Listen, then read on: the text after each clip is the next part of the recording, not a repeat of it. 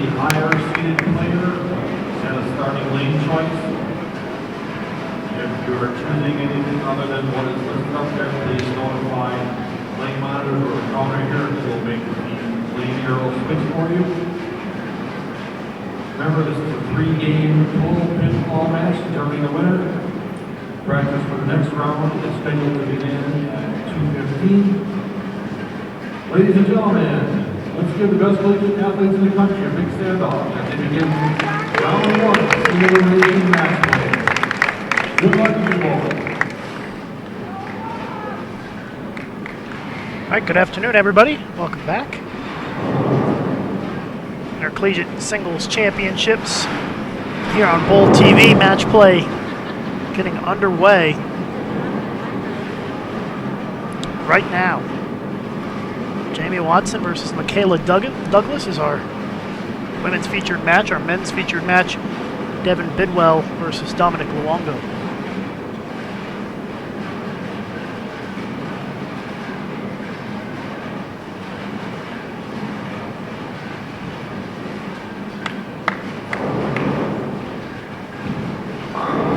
Three games, total pinfall to determine the winner in each match.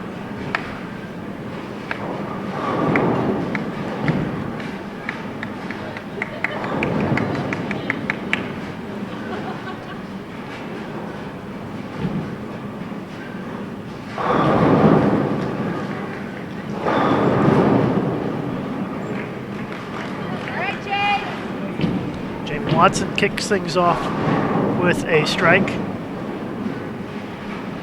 Looks like Dominic Luongo is going to start the men's match. He does so with a strike.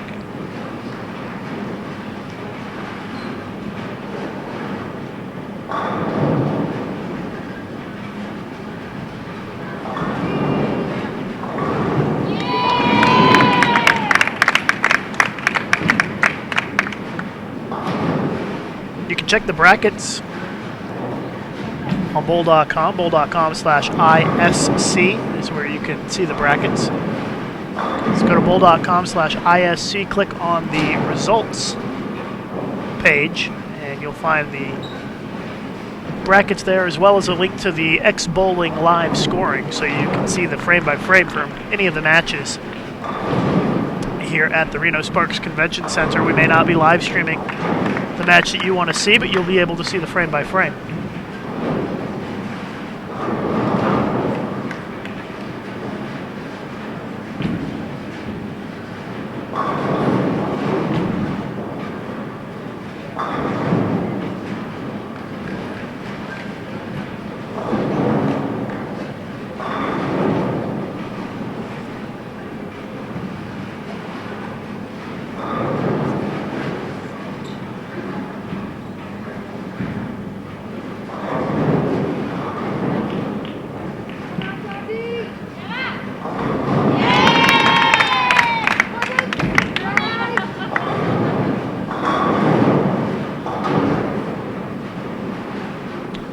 Watson with a chance to take a 10-pin lead early on here. 3 games total pinfall again is how we determine the winners of these matches.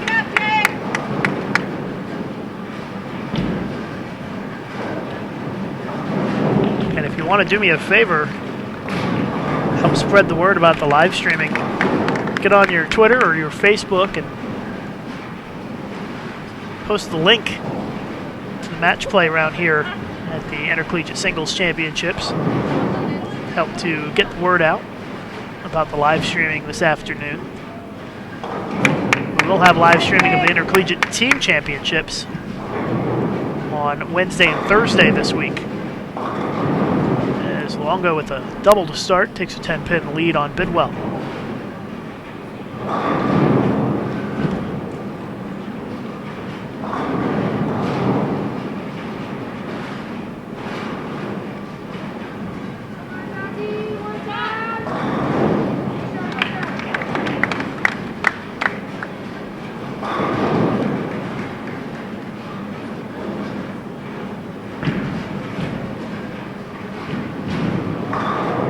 Shot by Watson.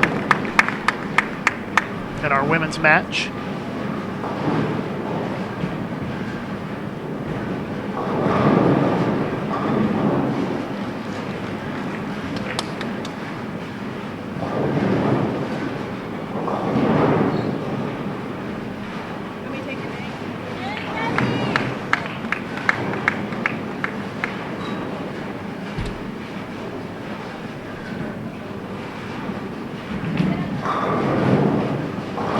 Double for Michaela Douglas, Junior Team USA member from Lindenwood, and she is up by 10.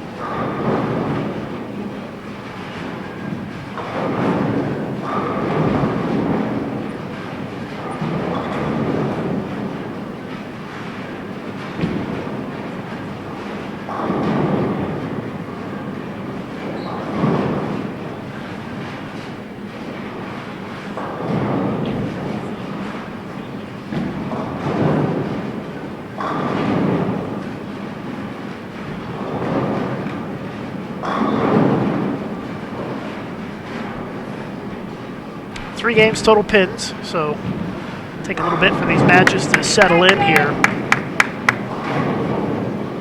And get it going. This is a very similar format to what we use for the Masters, the Queens, the Senior Masters, the Senior Queens. Except those events are double elimination. This is single elimination, so if you lose a match, you're done.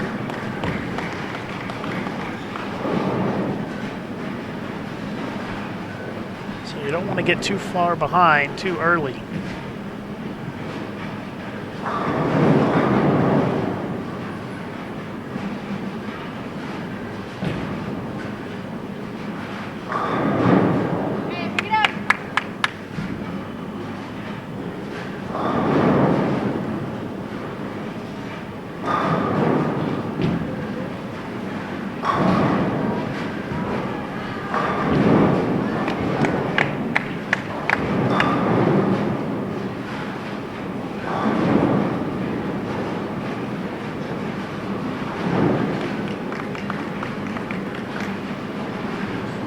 Couple of high-scoring matches early on here.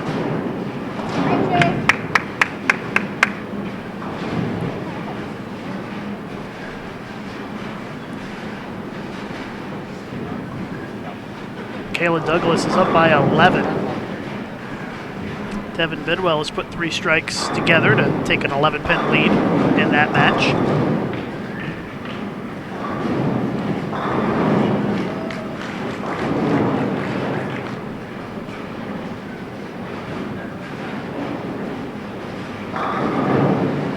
Ring 10 for Michaela.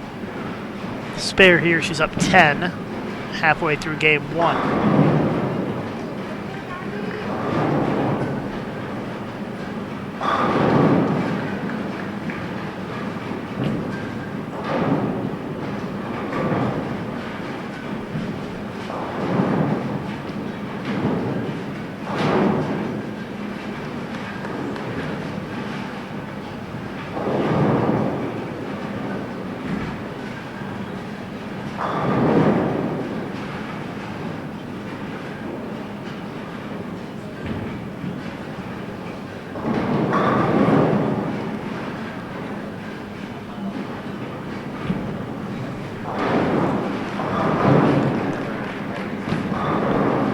Michaela missed the spare, so now she's down by 2 pins.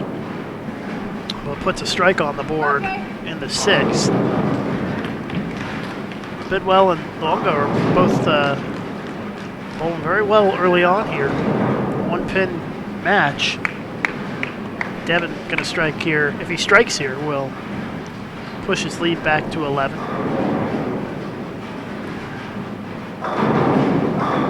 And he does.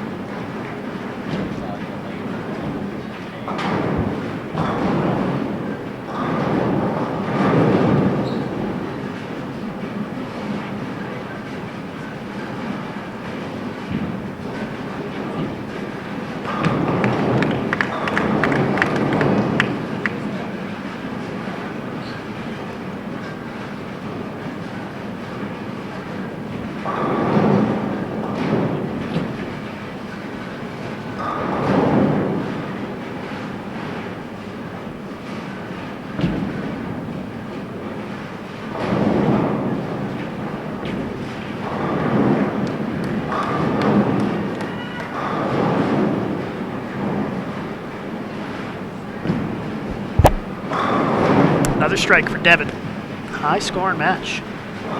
Women's match has slowed down a bit. Both bowlers with an open. 12-pin lead for Michaela. As Jamie steps up and leaves a split in the 7th.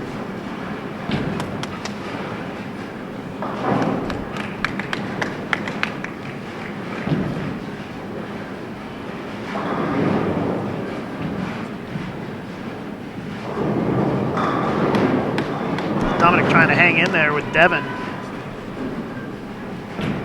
Keep things close. He's got to keep striking though.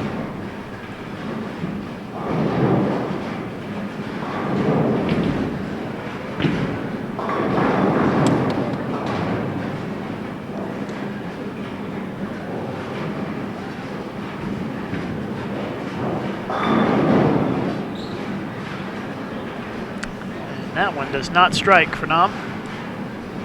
Leaves the single pin. Give Devon an opportunity to extend his lead even further.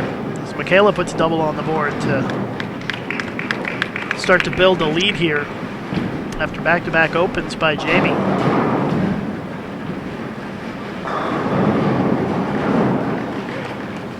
Appreciate everybody tuning in here today.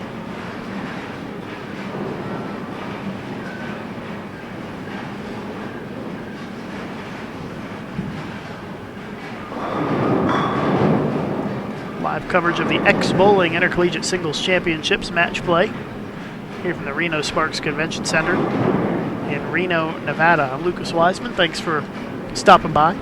Hope that you will join us on Wednesday and Thursday as well for coverage of the Intercollegiate Team Championships.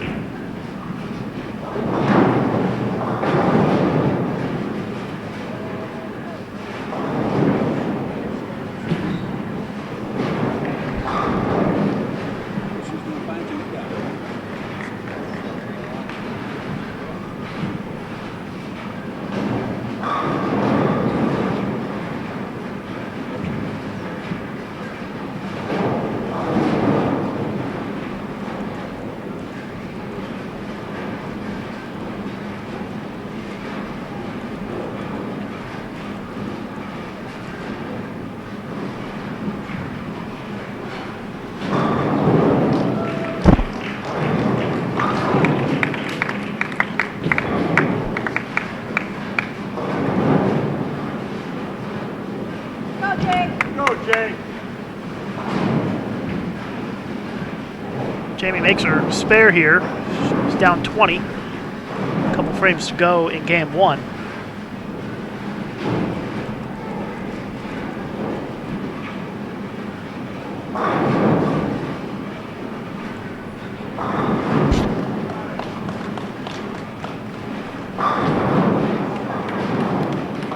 She takes that 2-pin straight back for an open, and Michaela leads by 31.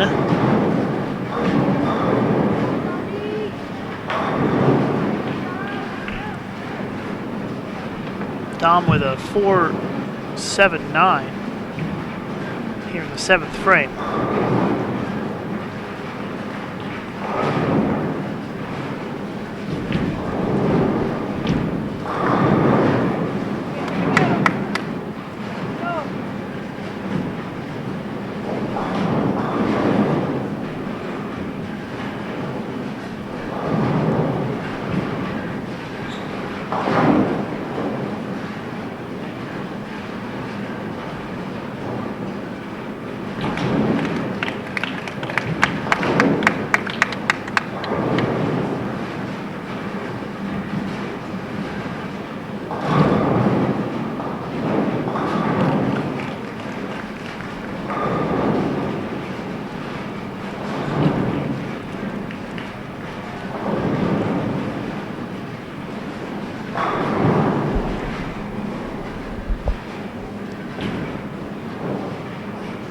Devin Bidwell up now, trying to extend his string of strikes. He's got 5 in a row and gets number 6.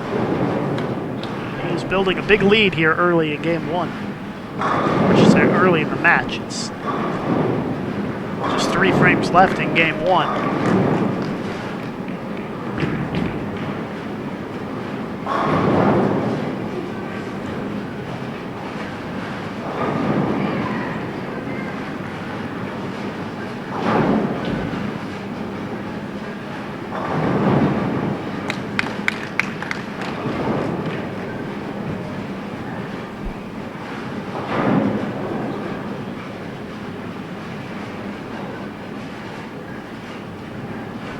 Devin looking for his 7th consecutive strike.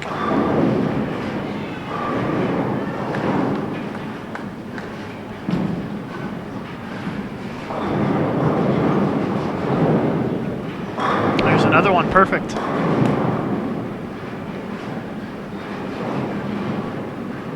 He is up by 56 pins now.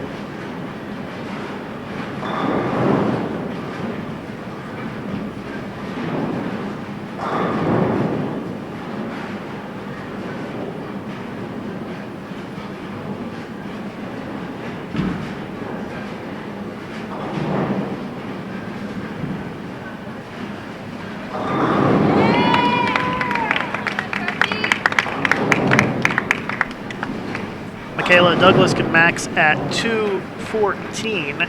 She throws a couple more strikes here in the 10th.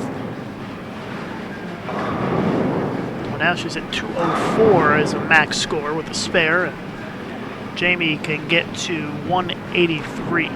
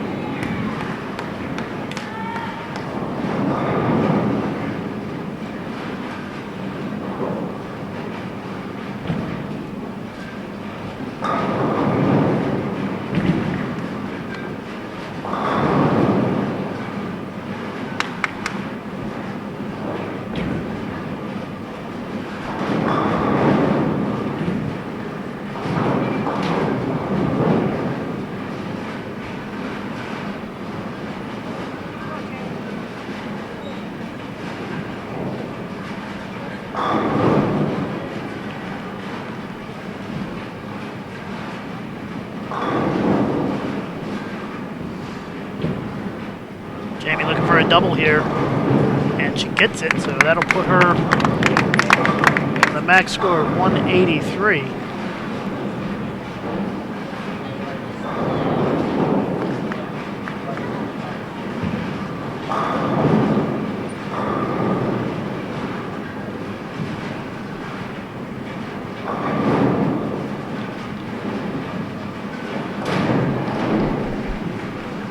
Dominic in the 9th frame leaves him 2-pin. His best score is 213. Devin Bidwell can shoot 290.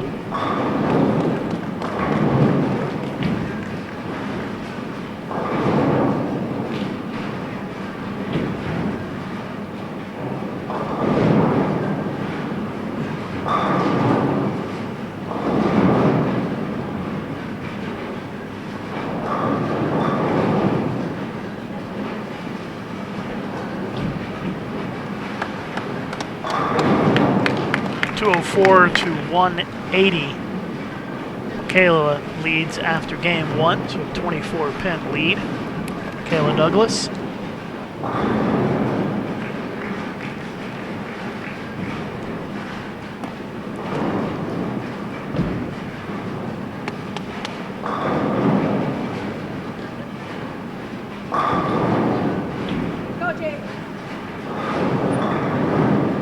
Devin Bidwell stepping up now, far right side of your screen. Working on 7 in a row.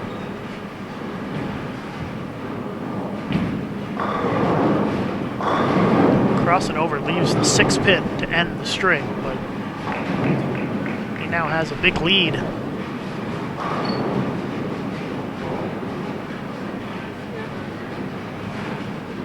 $56-pin lead for Devin. If he covers up the spare.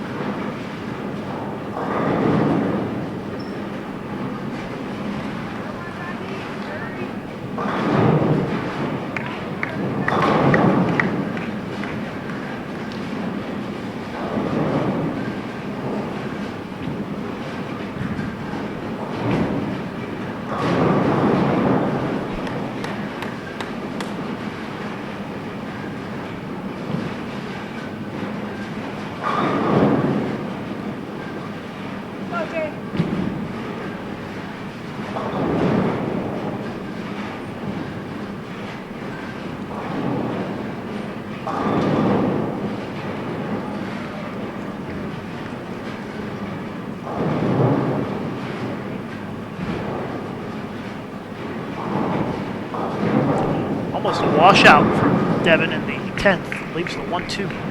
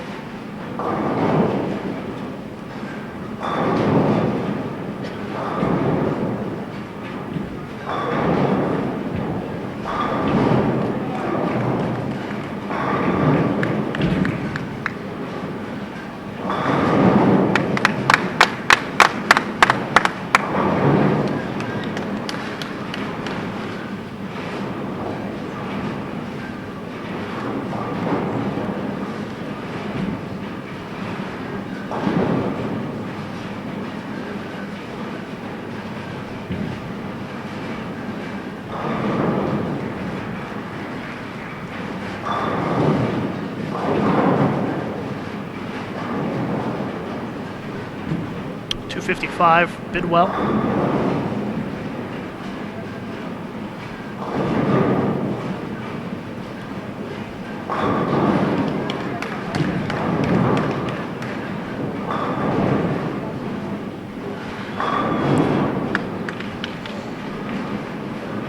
Jamie Watson with an early double to cut into that lead that Michaela had after the first game. So it was a 24-pin lead, now it's down to 13.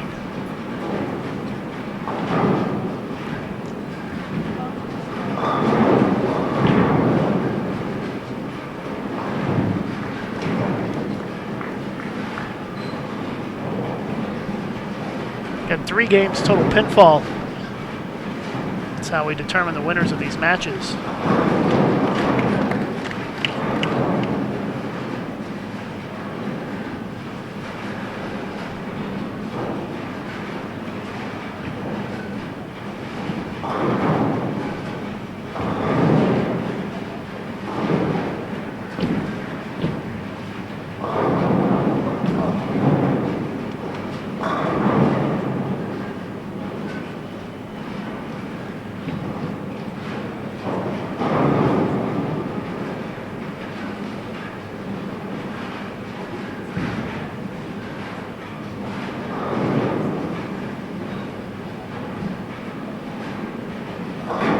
Big double on the 10th. Get as much as he can here. Just made up a few pins right there with that double. But Devon is still going to have at least a 42-pin lead going into game 2.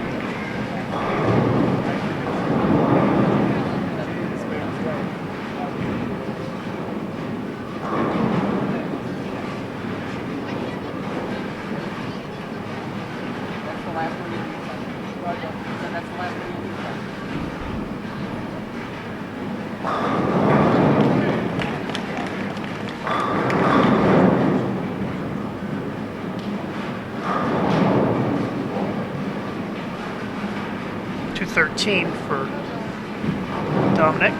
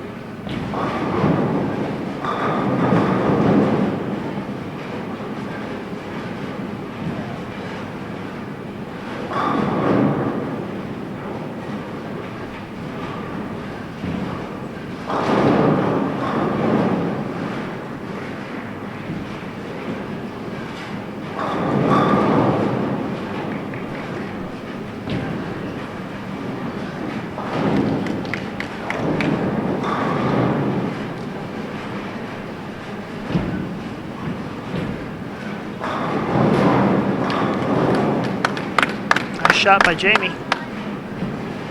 But she has fallen behind again with that open in the third. Michaela's lead has actually grown to 27 as they approach the halfway point of the match. 3-game total pins determines the winner, so 5 frames into game 2 will put us at about the halfway point.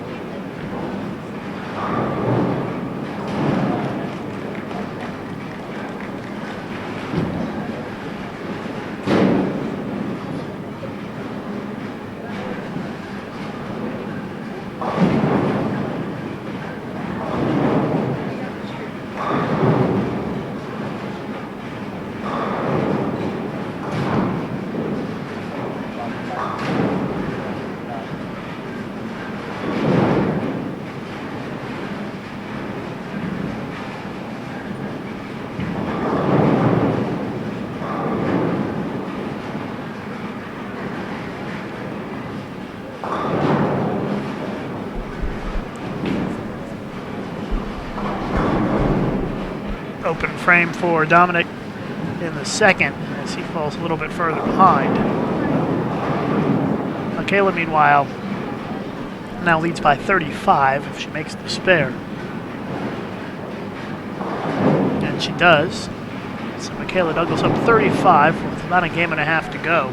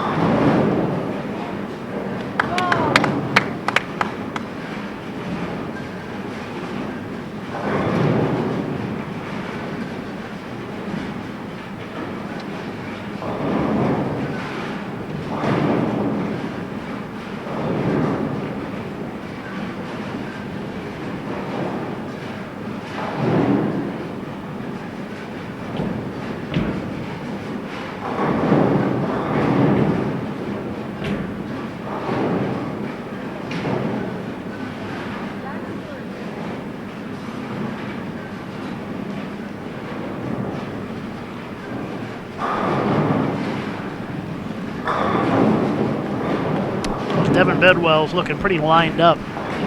255 the first game, now spare double. He's added another 25 pins to his lead just in this game. So he's up 67 overall.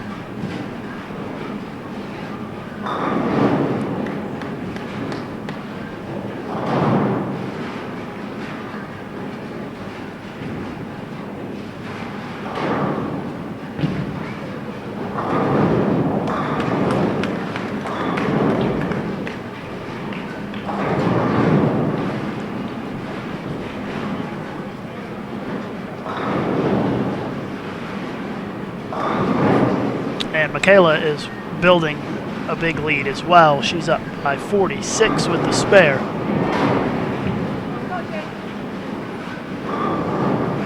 Again, if we're not showing the match that you want to see, be sure to click on the X Bowling live scoring.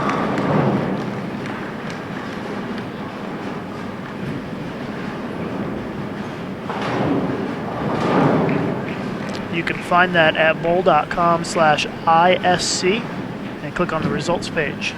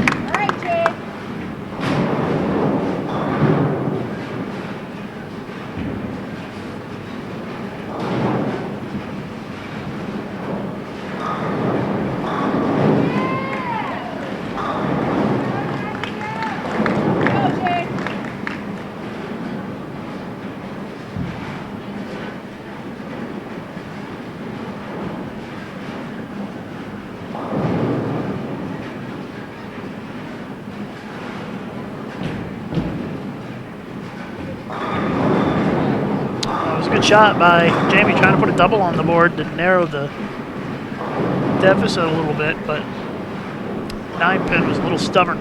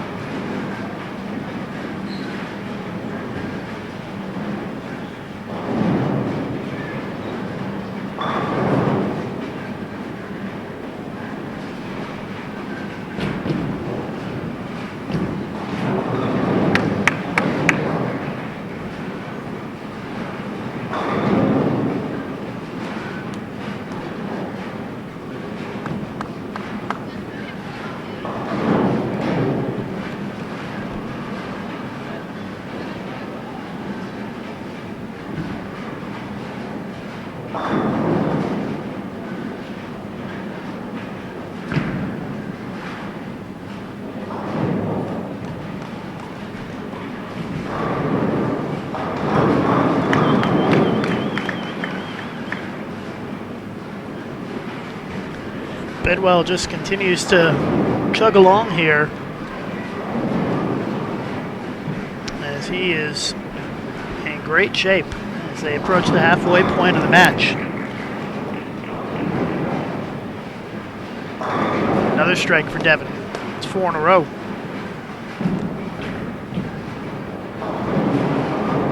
Not much you can do when somebody's striking as much as Devin is right now.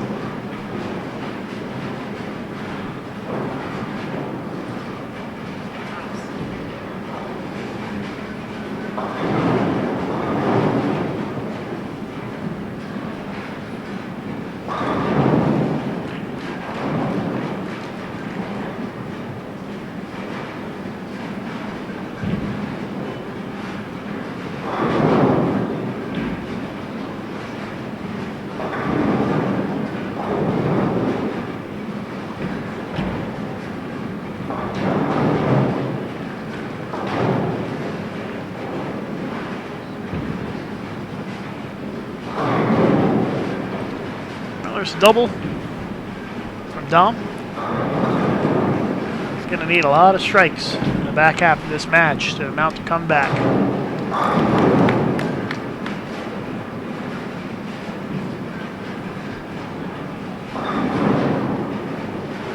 Bidwell is up by 77 pins at this point. Game and a half to go.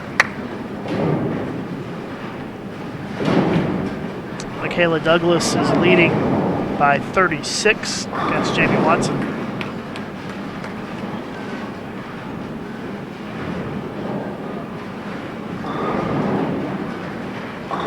Again, 46 pin lead for Michaela Douglas on Jamie Watson.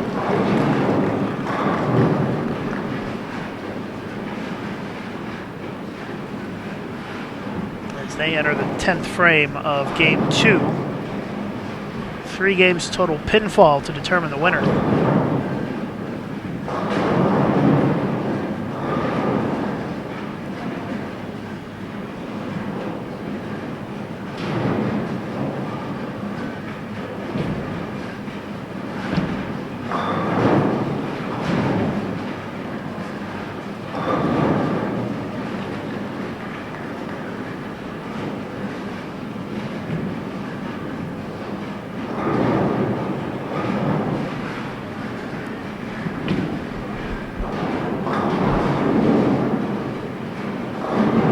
Devin comes up a little light on that shot, leaves the 2-8. Sometimes you see things come and go in matches like this, and the person who had the great look early on starts to lose it a little bit in the back half of the match, while the other person who may have struggled in the first half of the match may find it and get it going and start stringing strikes. And I'm sure that Dominic is hoping that that's going to be the case at this point. But that's just one shot from Devin there. If we start to see a pattern of that, then this match could tighten up in a hurry.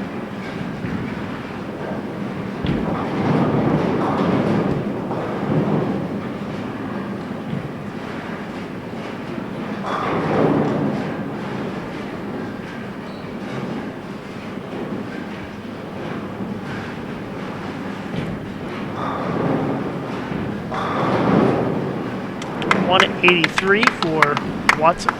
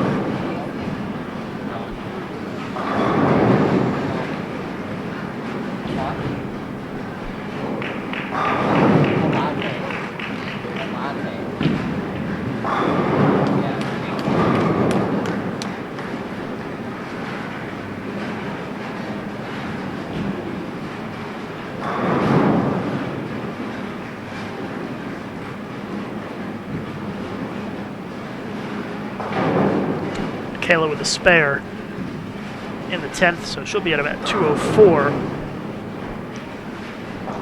Be back-to-back 204 games for her.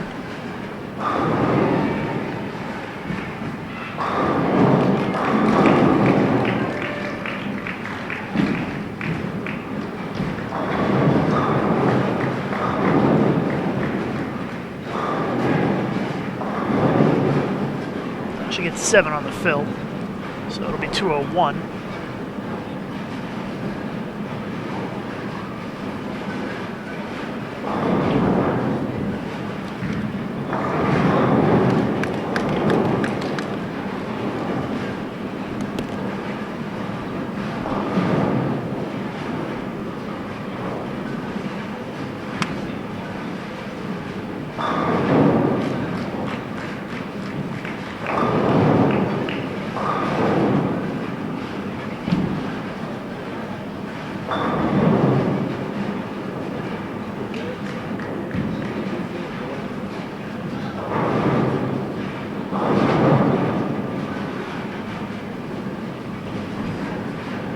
Michaela Douglas with a 42-pin lead going into Game 3 in this 3-game total pinfall match.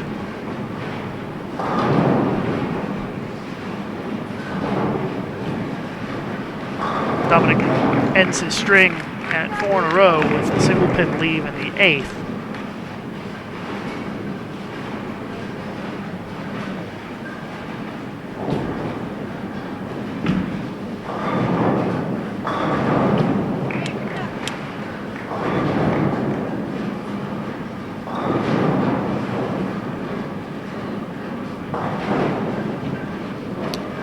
Appreciate everybody joining us. If you're just tuning in, we're live at the Reno Sparks Convention Center in Reno, Nevada.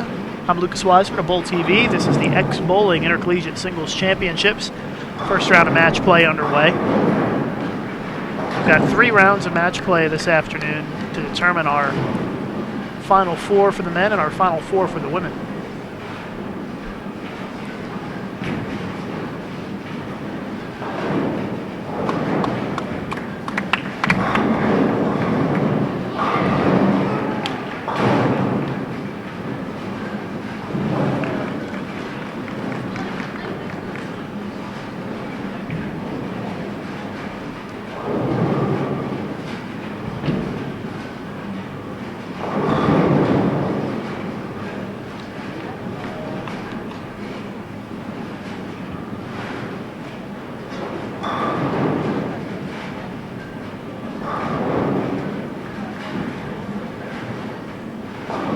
Bidwell looking to recover here after slipping and falling on his last shot. It's the second time I've seen him do that today. He's fortunate that the foul came on a strike, so he didn't lose any count.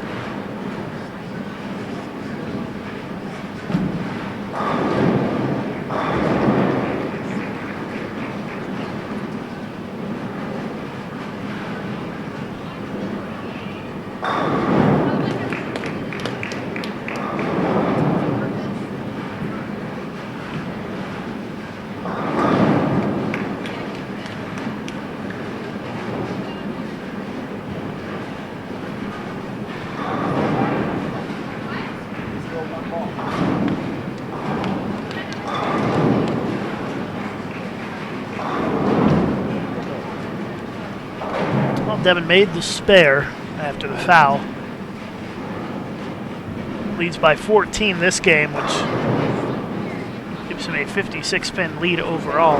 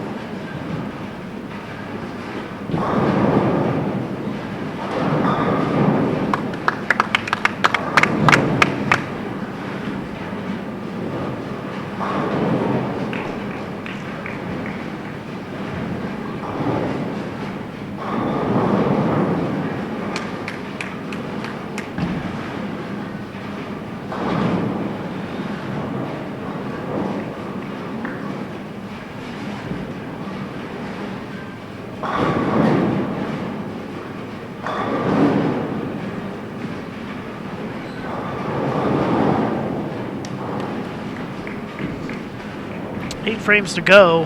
Kayla Douglas still leading by 42, which is how much she led by after the first game, although Jamie just threw a strike for a double, and now Jamie has cut it down to 32.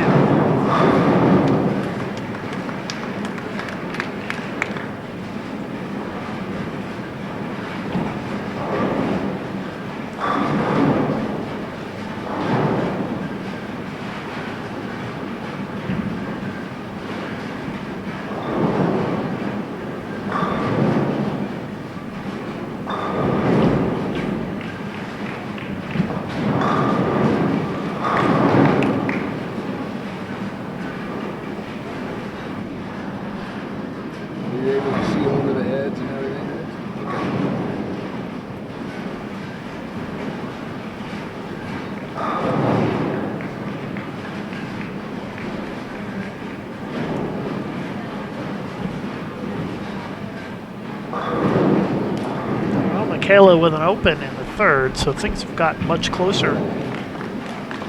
Maybe this fan of just a frame.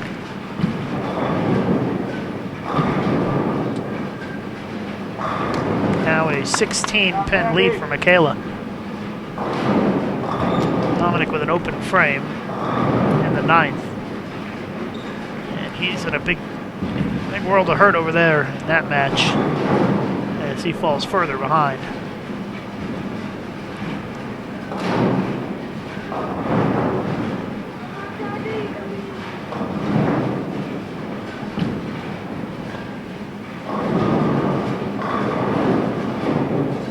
Michaela rebounds with a strike in the fourth.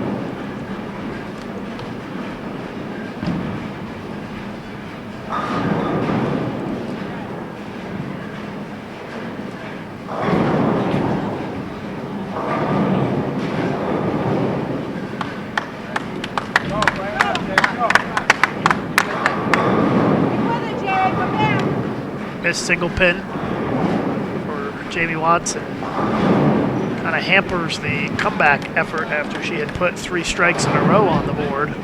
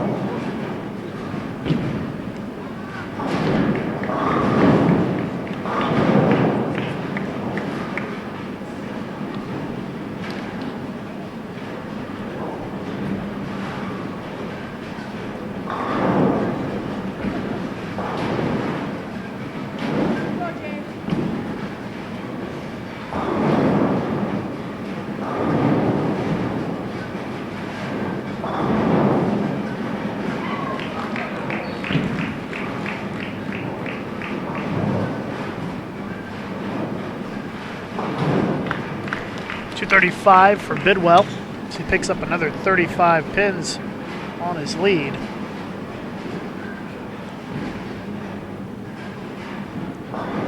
Bidwell up by 77 pins.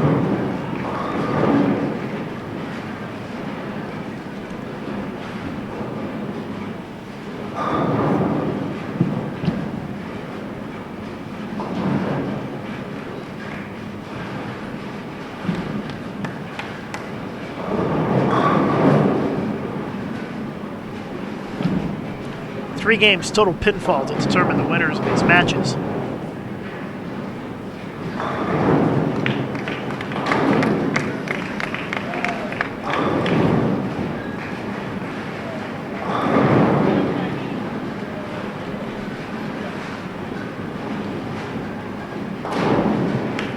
It's a 17-pin lead for Michaela Douglas. our women's match is heading to a quick close.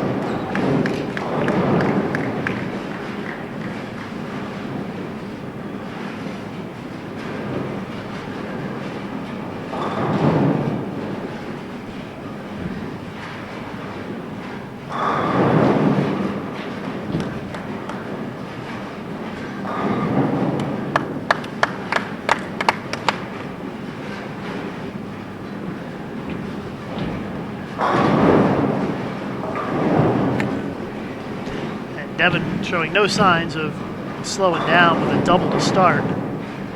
Game 3.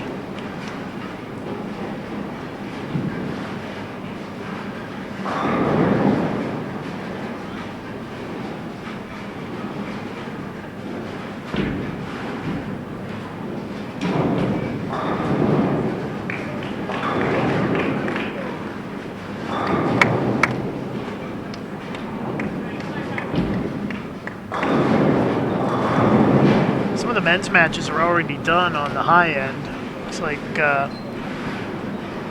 Gabriel Garcia Ranelli defeated Zach Rhodes 659 to 633. Tyler Hinselman defeated DJ Rose 652 to 514. And Ryan Graywitz got past Jared Erickson 641 to 520. So those 3 matches ended pretty quick.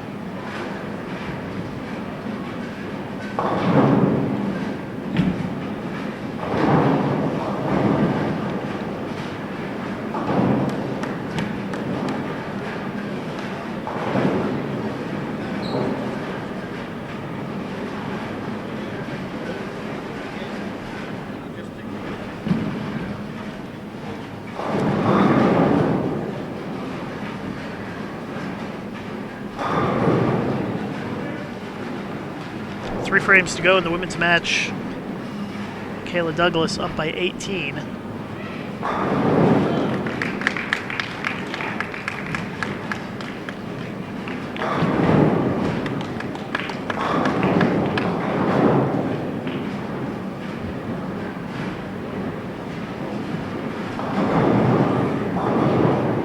Nice shot there by Michaela. A strike on the board in the 8th. She certainly controls her own destiny here in these final frames.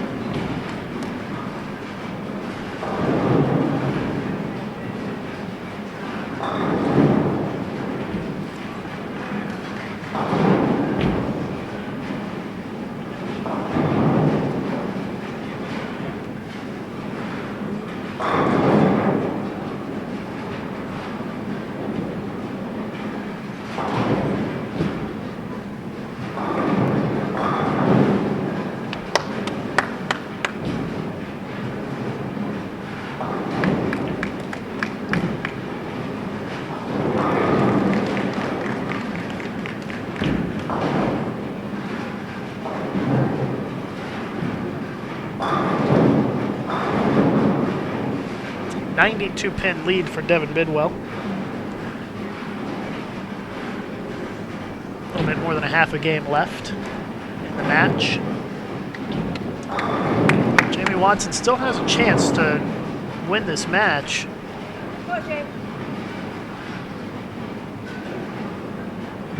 Down by 19 pins with 2 frames to go. She's she's got to find a way to put a strike on the board here in the 9th, because she's got to give herself a chance in the 10th to make up some ground.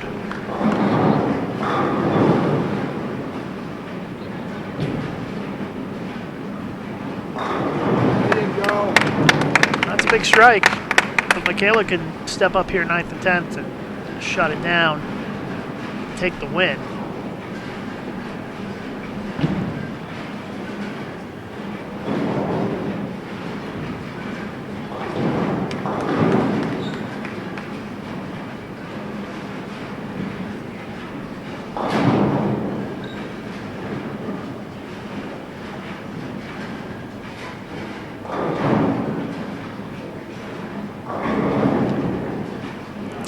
Michaela Douglas working on a strike. If she strikes here, she'll be up 29 going into the 10th and be in great shape to lock up the match.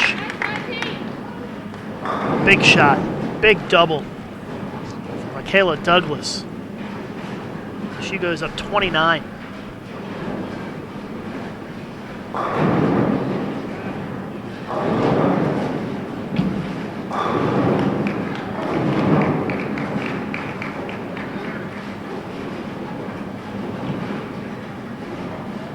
Best that Jamie Watson can shoot is 587. That means that Michaela needs 183 for the shutout. So a spare here with decent count would be enough to shut her out. So left side of your screen just needs a mark for the shutout with good count. A strike would do it for sure. And she does, so Michaela Douglas is going to move on and knock Jamie Watson out of the tournament.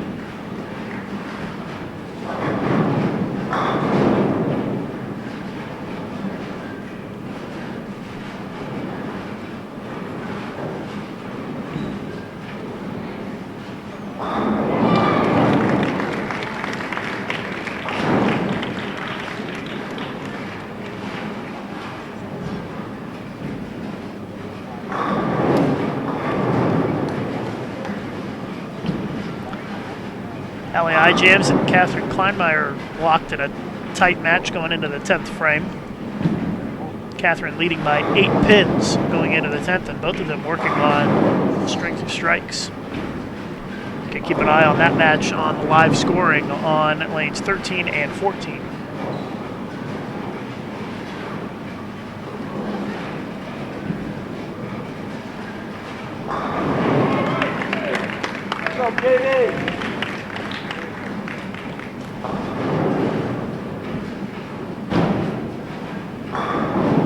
Douglas finishes with 208.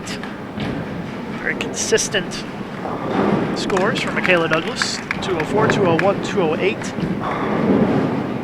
She shoots 613. That is enough to get the win.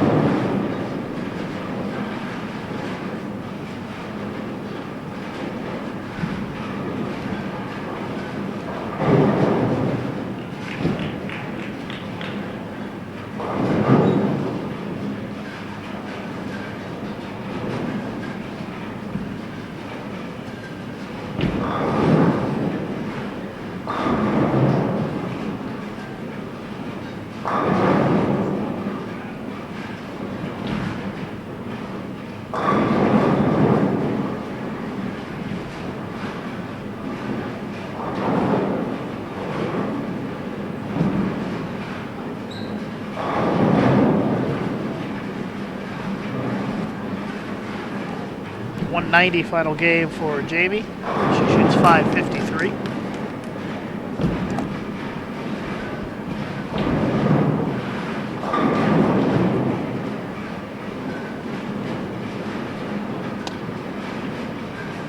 So final score 613 to 553. Michaela Douglas takes the win on our featured match for the women. Our men's featured match, they're just kind of going through the motions here, finishing it out. Devin Bidwell is going to win big. Next round scheduled to start in 15 minutes. And and I don't see any reason why it shouldn't be pretty close. Devin and Dominic are bowling the slowest match in the building.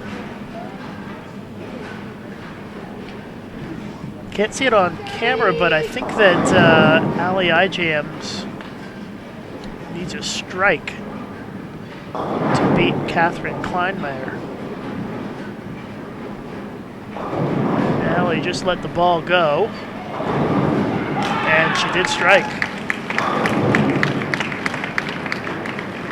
So she's going to win that by just a couple of pins. Samantha Johnson defeated Amanda Van Dunn 622 to 499.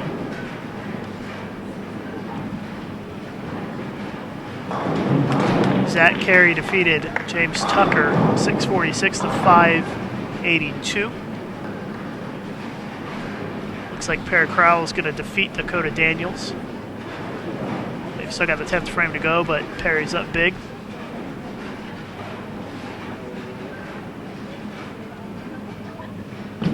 Ryan McCoy is up by a pretty decent margin on Andrew Simonev, but Andrew just threw 4 in a row, and he's narrowed the gap, but I think he's going to run out of frames. Thomas York defeats Joshua Camacho 585 to 584.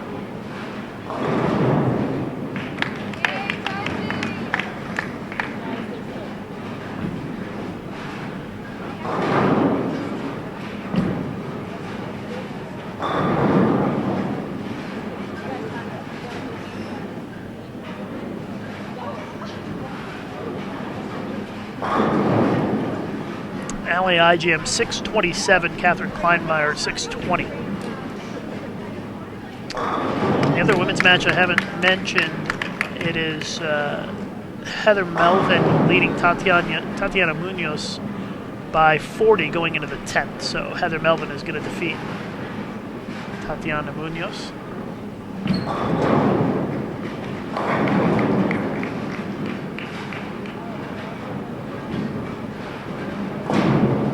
Ryan McCoy will advance. He defeats Andrew.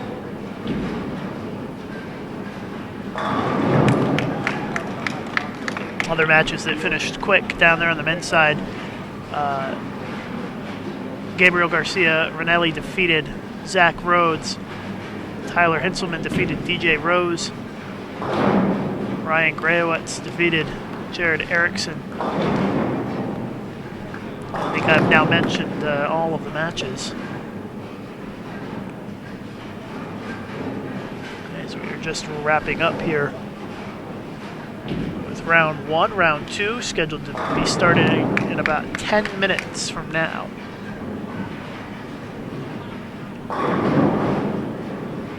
And of course, they're going to get 10 minutes of practice before they start the match.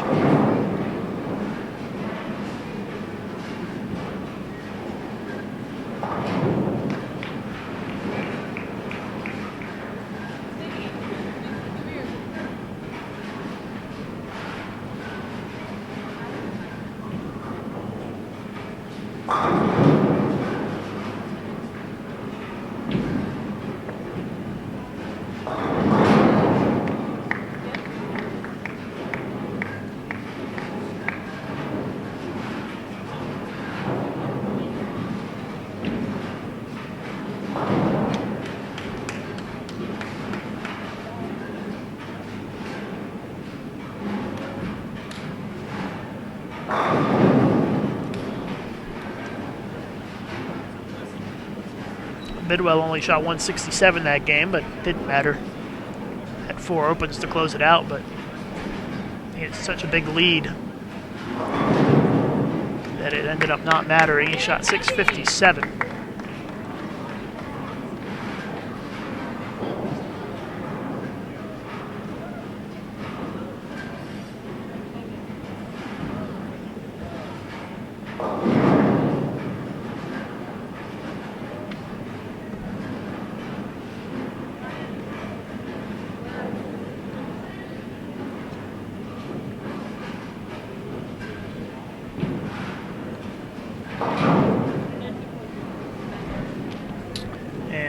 Dominic ends up with 596. I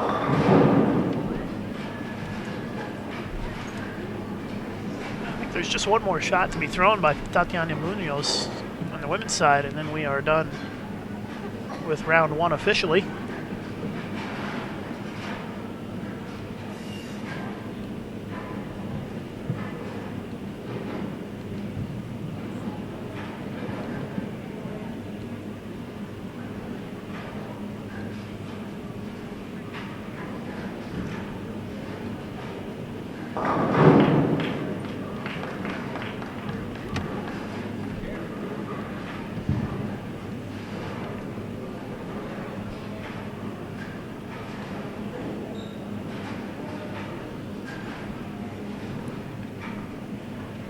All right, so round two. Gonna get started with practice.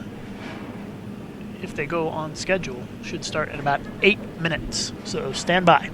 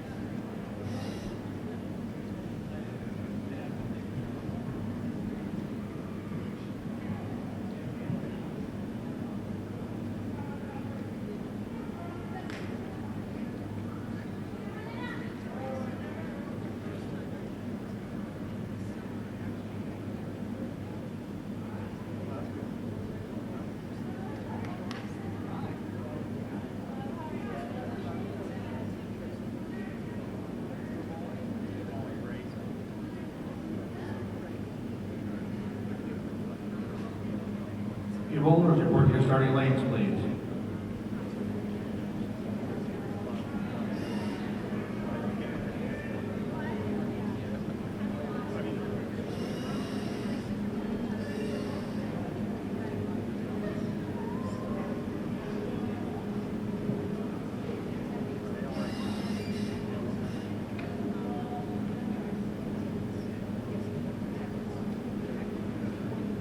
Okay, welcome back to round number 2, or single elimination match play.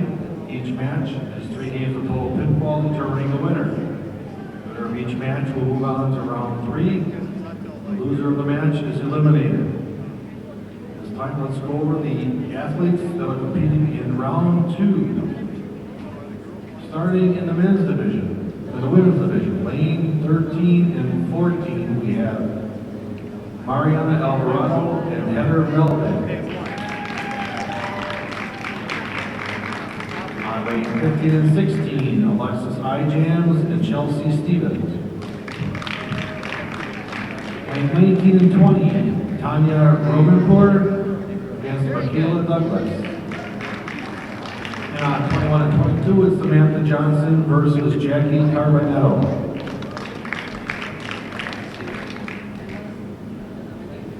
In the men's division, starting on lanes 23 and 24, we've got Gabriel Garcia Ricinelli against Nicholas Stone. 25 and 26 is Tyler Heinzelman versus Kevin Donovan. 27 and 28 is Ryan Ruiz against Mitch Keating. 29 and 30, we've got Zachary Terry versus Francois Lavoie. 31 and 32 is Devin Bidwell versus Christopher Vai. 33 and 34, Thomas York versus Darren Kane. 35 and 36, Ryan McCoy versus Brian Bush. And 37 and 38, we have Perry Kroll versus Nathan Makajewski. The bowlers are going to come on for 10 minutes of practice. The first 5 minutes on your assigned lane. The last 5 minutes will be on the other lane of your pair. Remember, the higher seated player will have lane choice at the end of practice. Okay, your lanes will now be coming on for practice.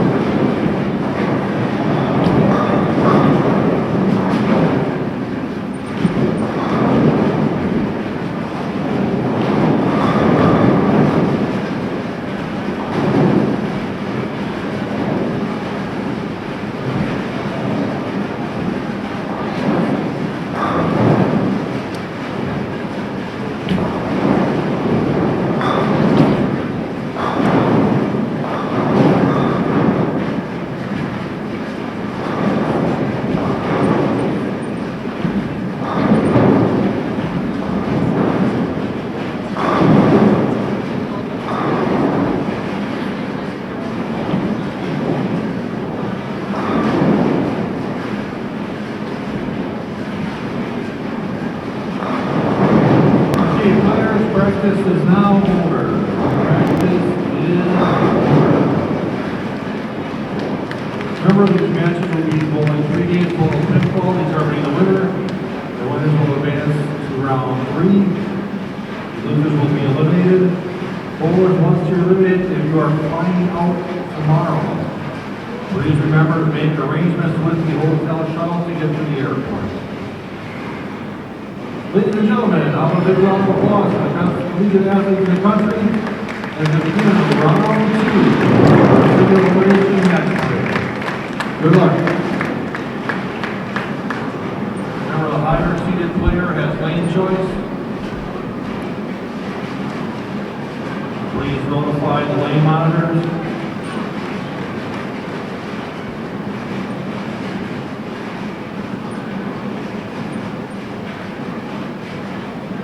All right, getting ready for round 2 in our match play.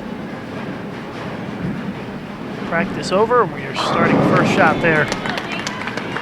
Gabriel Garcia Ranelli of Weber International with a strike to start, bowling against Nicholas Stone of Toledo. In our women's match is Jackie Carbonetto of Robert Morris, Illinois versus Samantha Johnson of Lindenwood.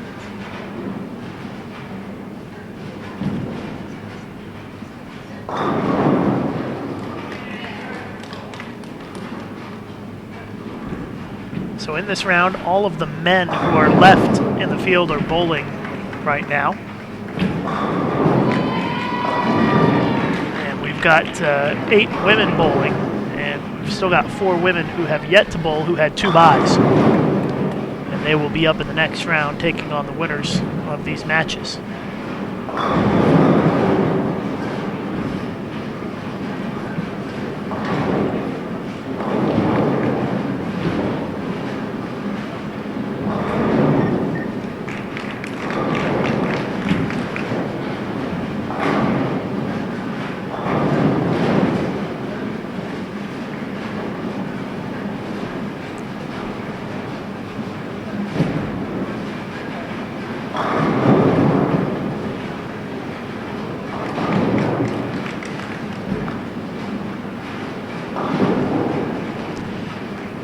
Same format as the last round. 3 games, total pinfall.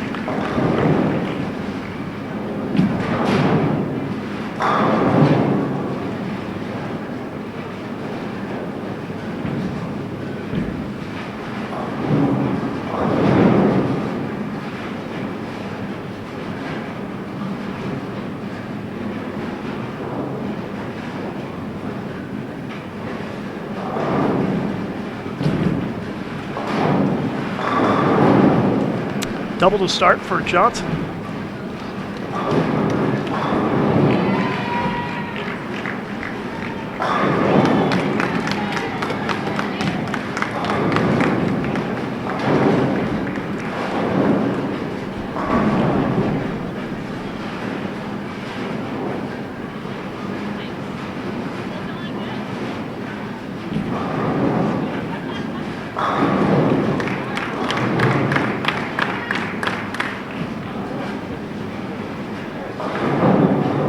Carbonetto with a split in the second frame.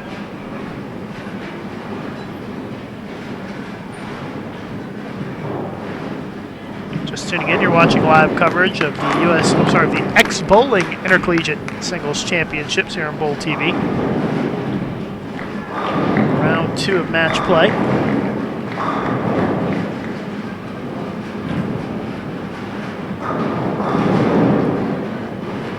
One more round to go after this one, and then we'll know our 4 men and 4 women who advance to the TV show on Friday. It'll be taped on Friday and will air in May. CBS Sports Network.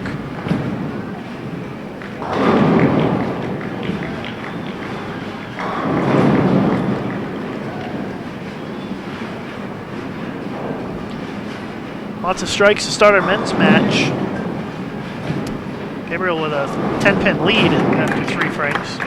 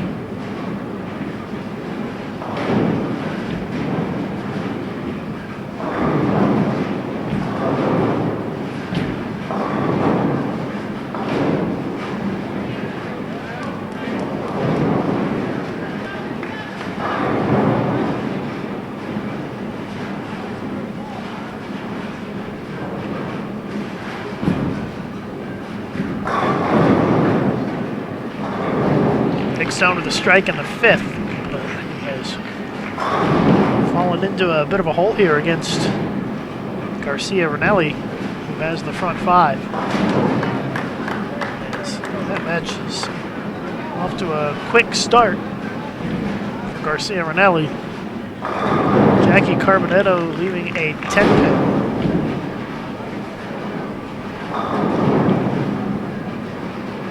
And she trails Samantha Johnson by 31 pins if she makes the spare here.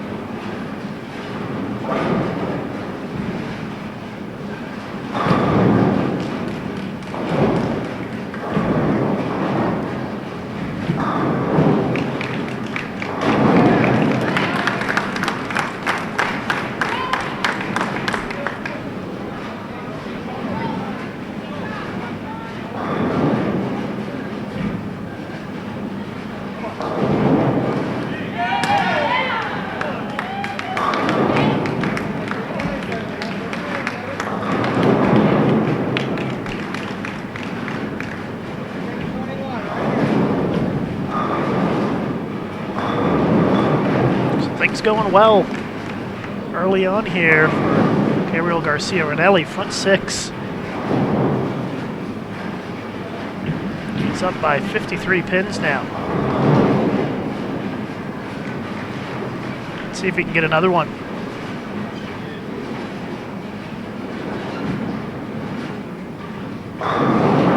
Oh, blowout 7.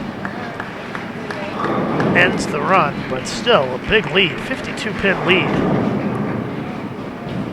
for Garcia Ranelli.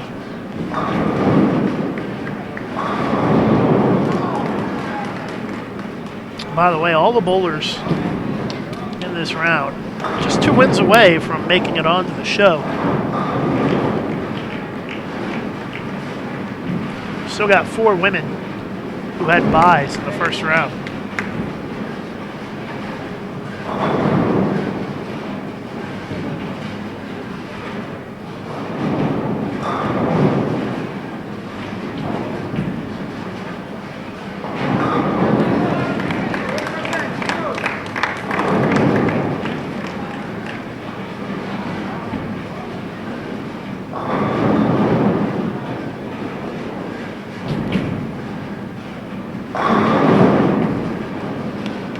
Hope that you'll tune in for our live coverage on Wednesday and Thursday of the Intercollegiate Team Championships. Have qualifying Wednesday morning, a couple of rounds of match play in the evening, and then match play all day Thursday until we determine the final 2 men's and final 2 women's teams for the TV show on Friday.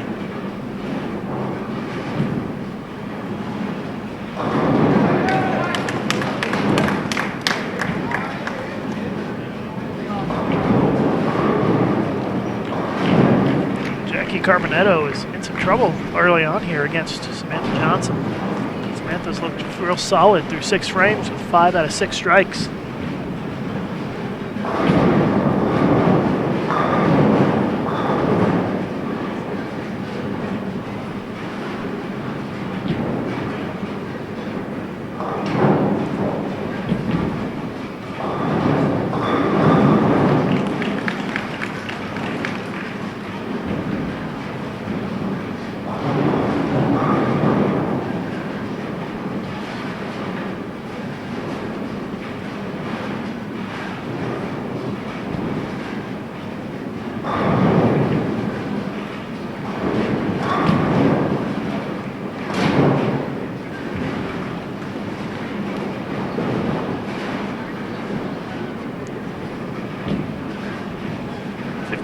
Pin lead for Samantha Johnson in our women's match.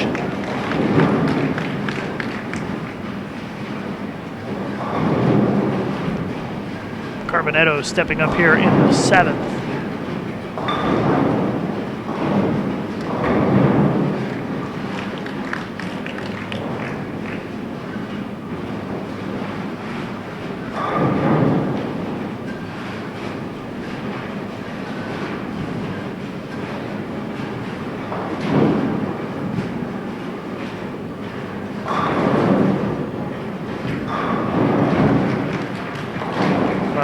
Jackie takes the 6-pin straight back for an open in the 7th. It's a huge chance for Samantha Johnson to pull away here in this first game. It is 3 games total pinfall. Just a reminder, those of you who may just be tuning in.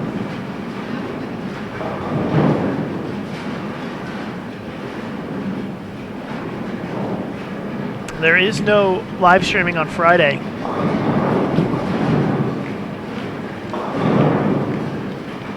As CBS Sports Network will be here to tape the finals to air them in May.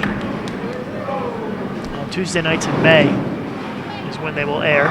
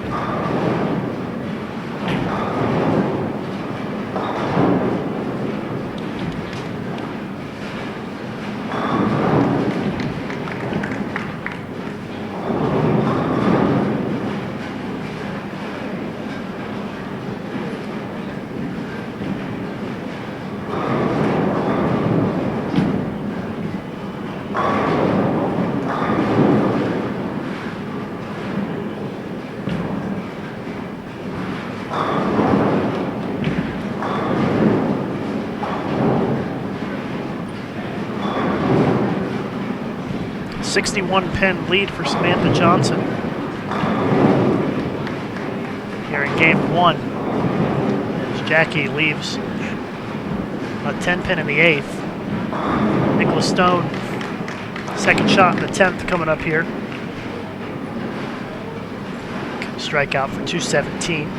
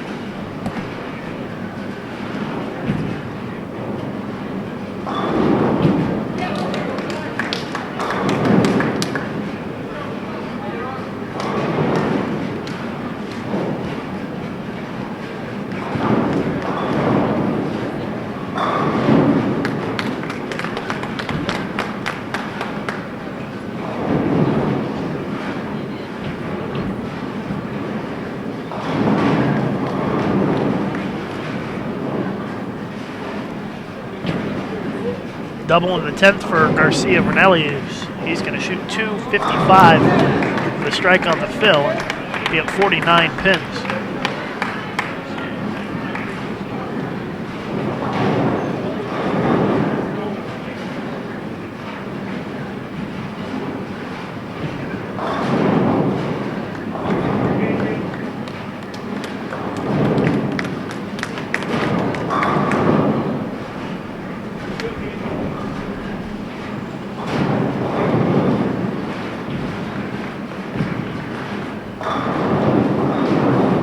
So 253 for Garcia Ranelli.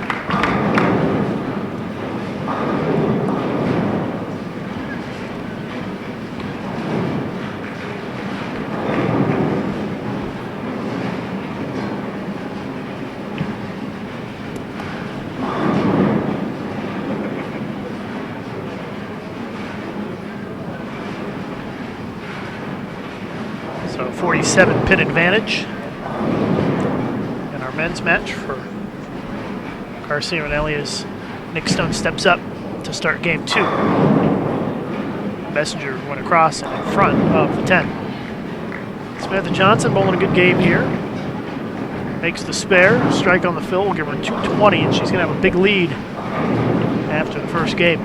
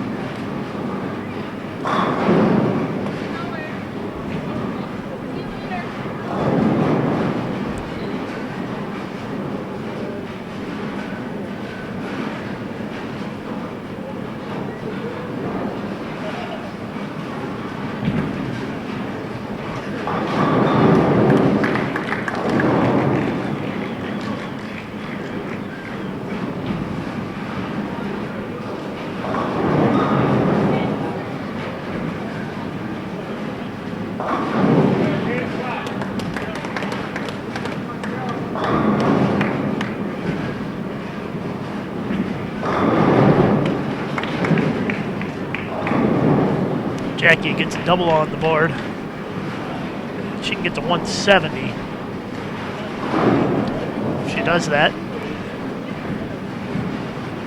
she would be down by 48 pins after the first game.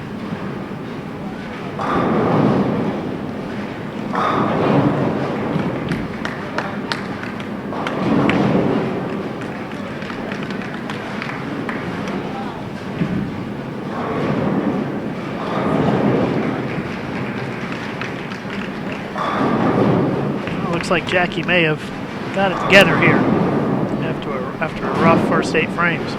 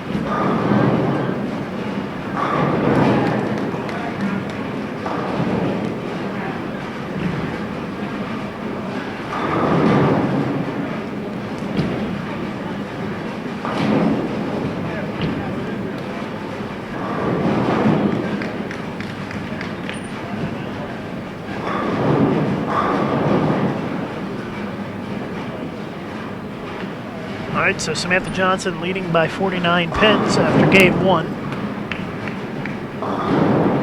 Jackie Carbonetto starts off with a strike, though. So maybe Jackie is ready to get things going. Had a strong finish at the end of game 1.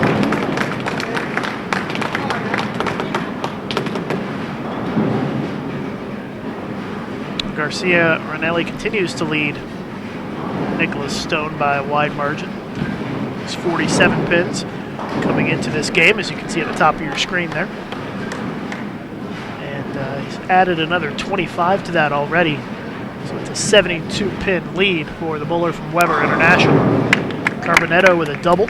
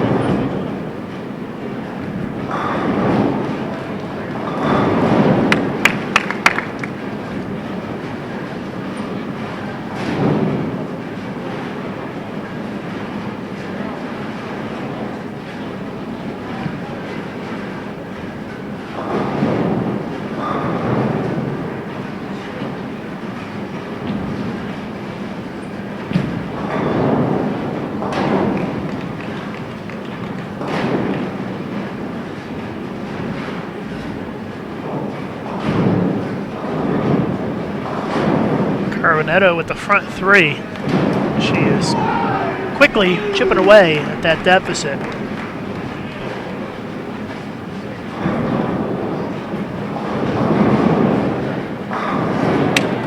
Now front 4. She is on a roll. Now she's down just 18 pins.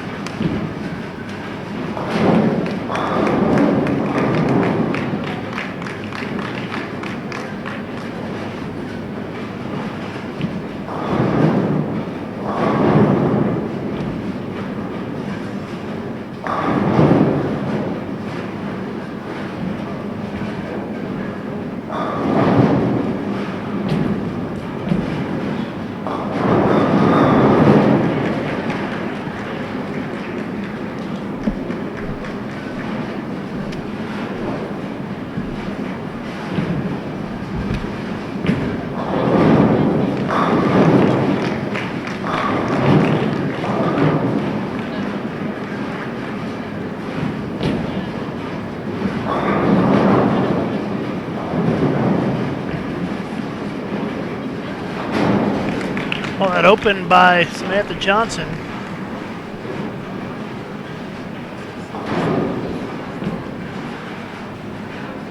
Has basically evened things up.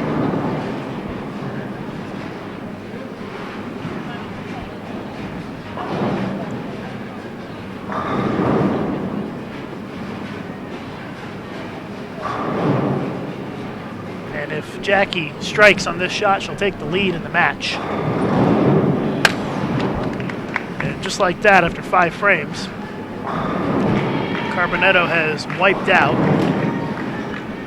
a 49-pin deficit. Now leads by 6. Our men's match continues to be in the favor of Garcia Ranelli. He is clean through 6 frames and has added to the lead. And he leads by 80 pins. As they are just a little bit past the halfway point of the match. Carbonetto with a 10-pin in the 6th with a big run of strikes. Has helped her move into the lead by 5 with the spare here.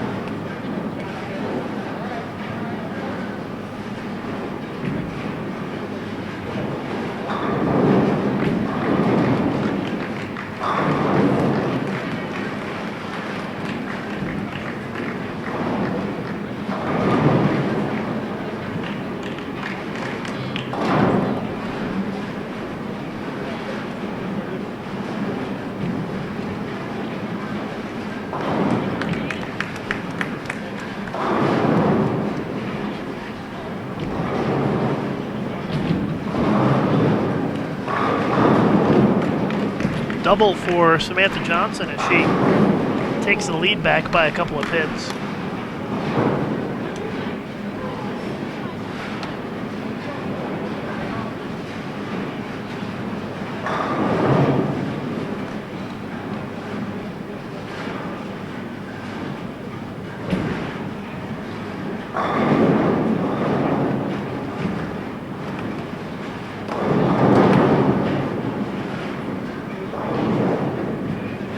Appreciate everybody tuning in this evening. We are in our second round of matches. We've got one more round to go, and then we'll know our finalists for the TV show on Friday.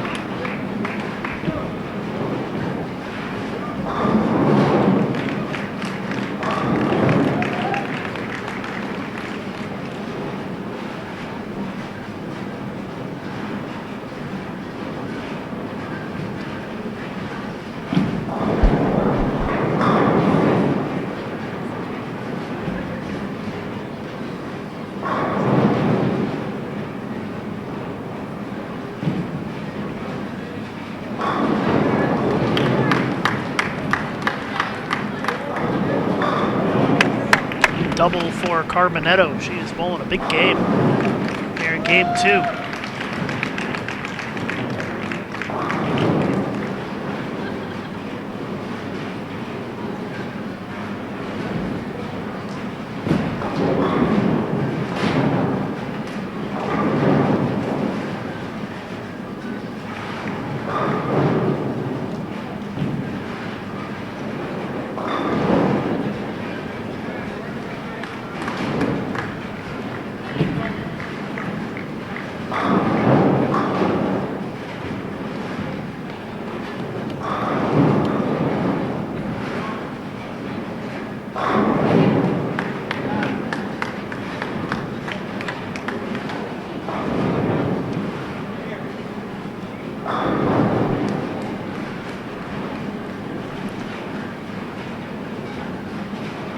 Johnson with that strike. She took the lead back, so she's up by 5. 2 frames to go here in game 2, and then the whole last game, of course.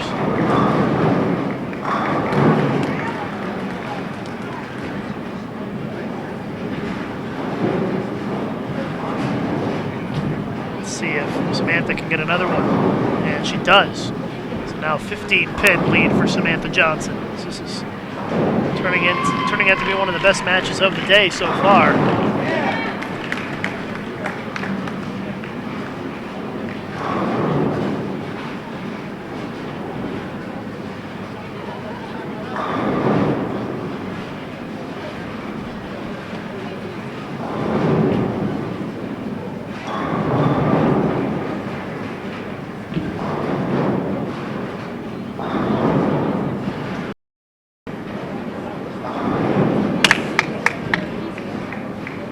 Another strike for Carbonetto.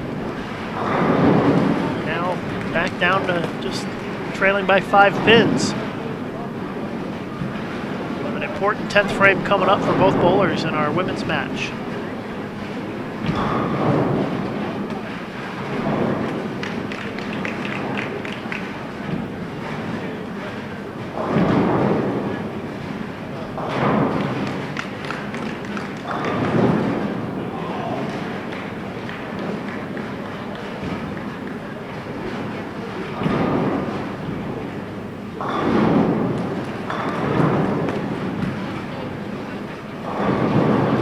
Nice split conversion there by Garcia Ranelli to close out game 2. 226 for him. It's him at 479 for 2 games.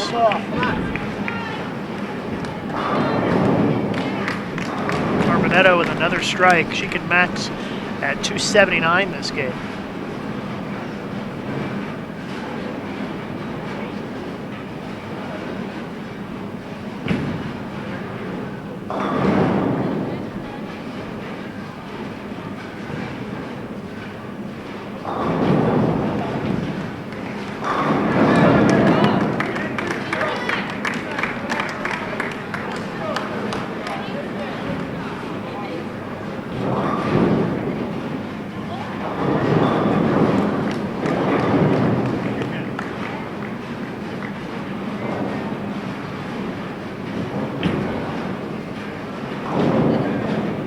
Carbonetto looking to get into the 270s with a strike here. Instead, it's a split. Still going to be in the 260s. 265 if she gets 2 of them here.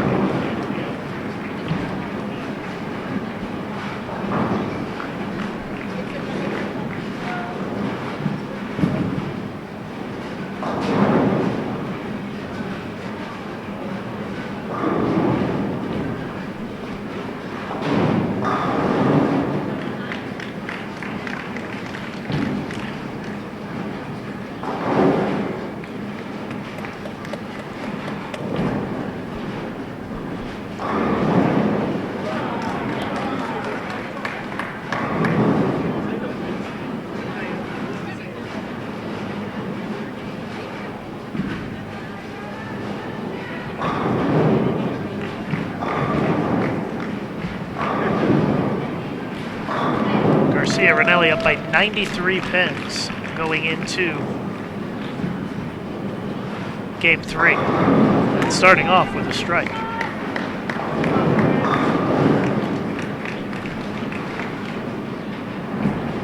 Samantha Johnson can strike out for 235. She needs the first one here to keep her lead. Now she can only max at 214.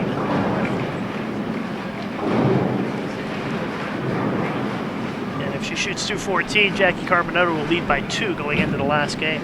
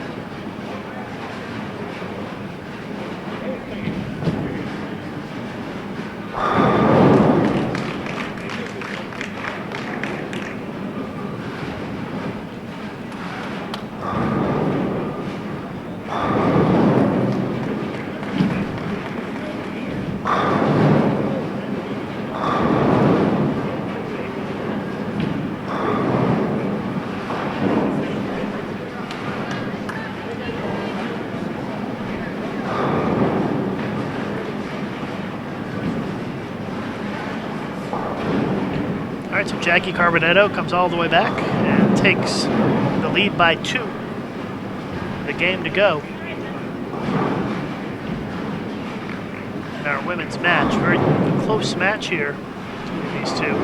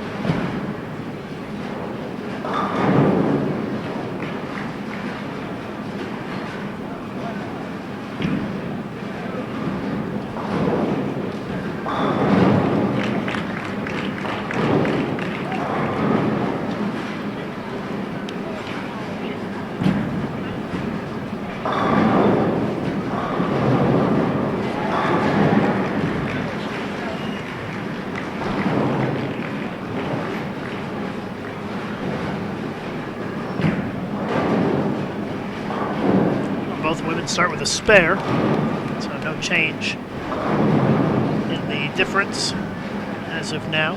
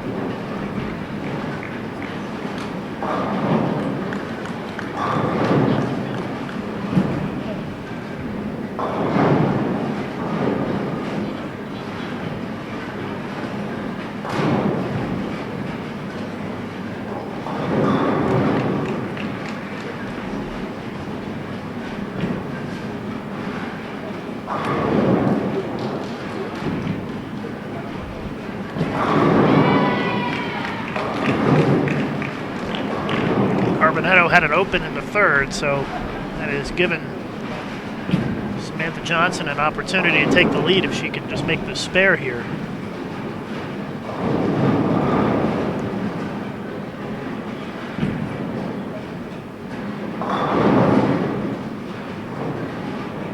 We already know that Garcia Ranelli is going to win his match against Stone.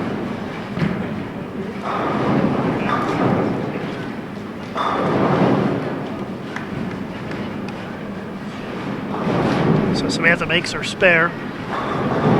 She leads the match by 12.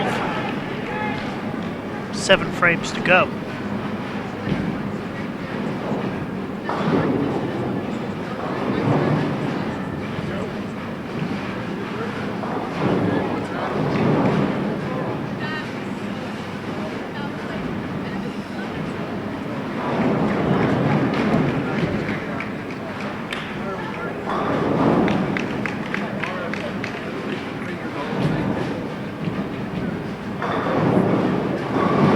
Strike for Samantha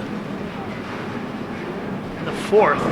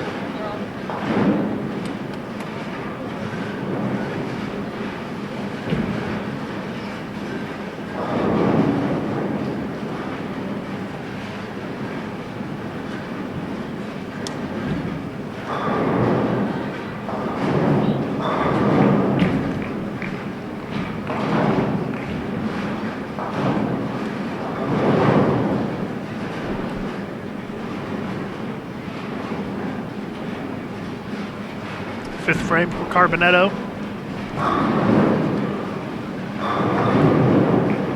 She leaves the 10 pin. Oh, wait a minute. Gonna have to spot it. Oh, it didn't catch it. No, I thought it knocked it over. It started to knock it over, but it got caught by the pin setter.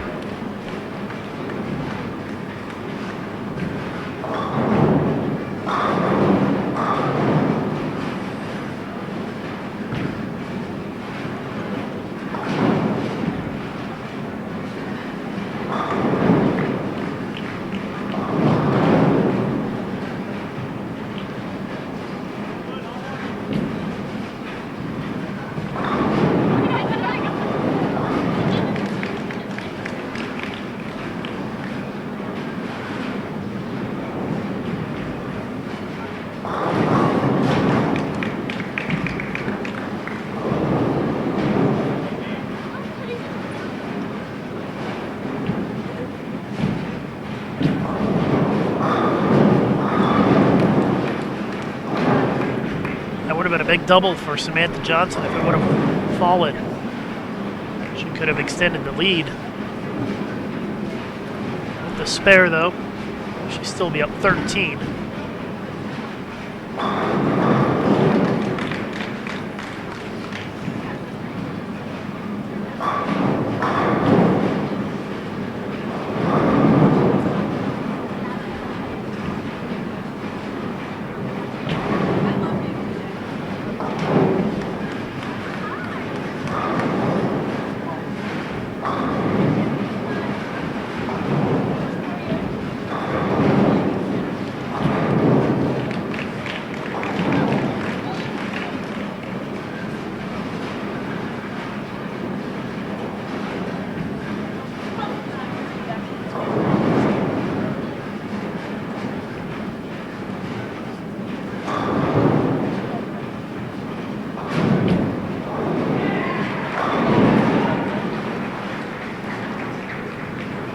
half a game to go in our women's match. It's very close. Samantha Johnson with a strike. Right now, the difference in this game has been that open by Jackie Carbonetto in the third.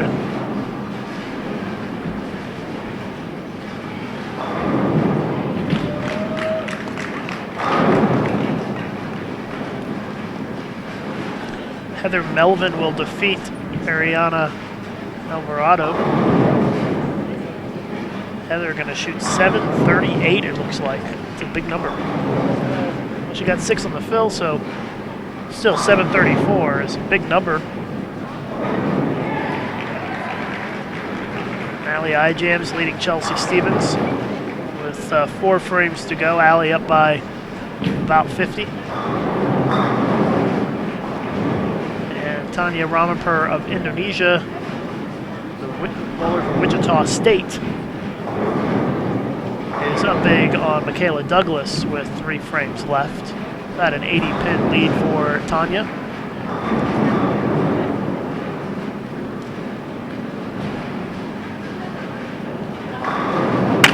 There's a big double from Jackie Carbonetto. That was a nice shot.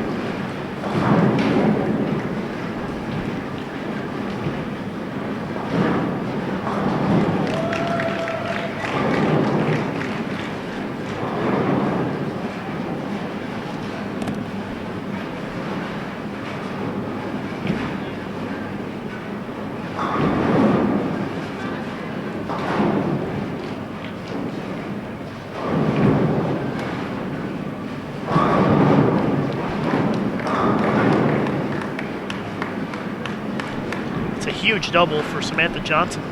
She matches the double by Carbonetto and maintains that 13-pin lead, 3 frames left.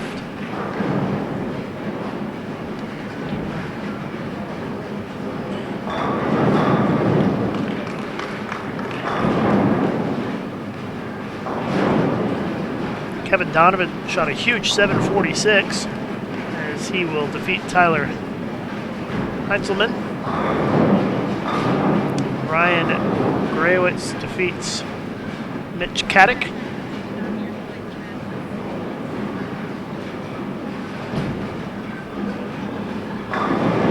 Big strike for Samantha Johnson. 3 in a row now.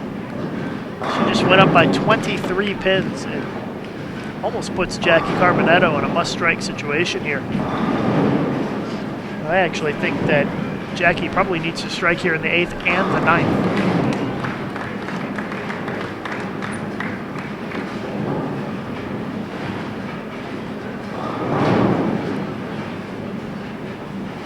Big shot here for Jackie.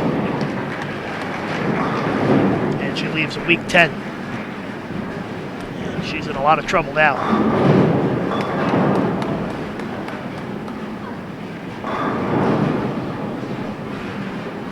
Final score in our men's featured match.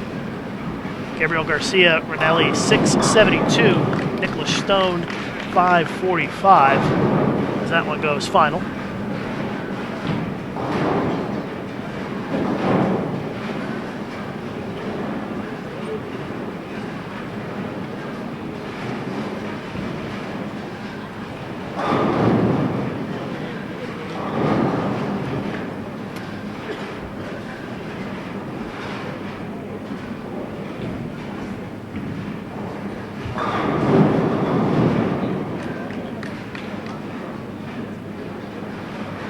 Jackie misses the spare, so that takes some of the pressure off Samantha Johnson here.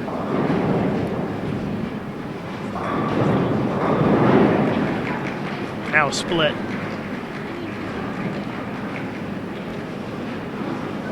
Jackie made the comeback after the bad first game, but looks like Samantha is going to take this match.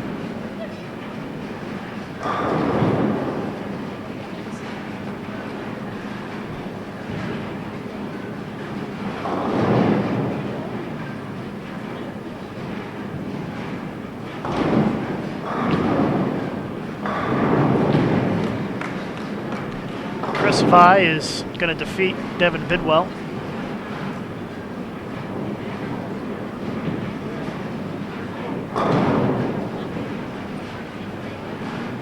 Brian Bush is up big on Ryan McCoy with 4 frames to go.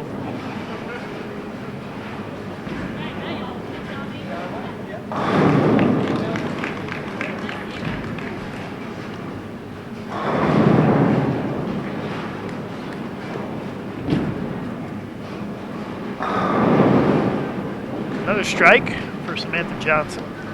4 in a row. She is going to take the win here.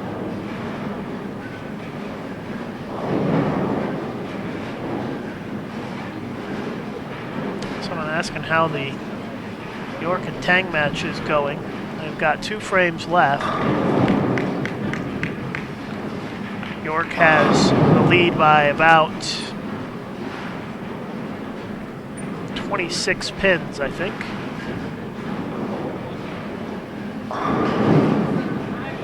It's kind of off in the distance.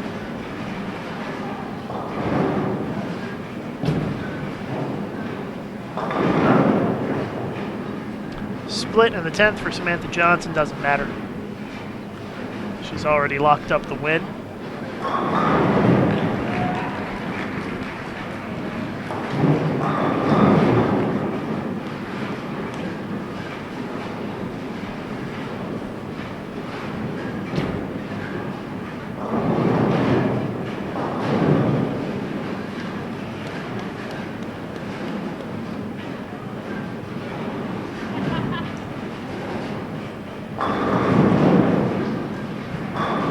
.648 for Samantha Johnson.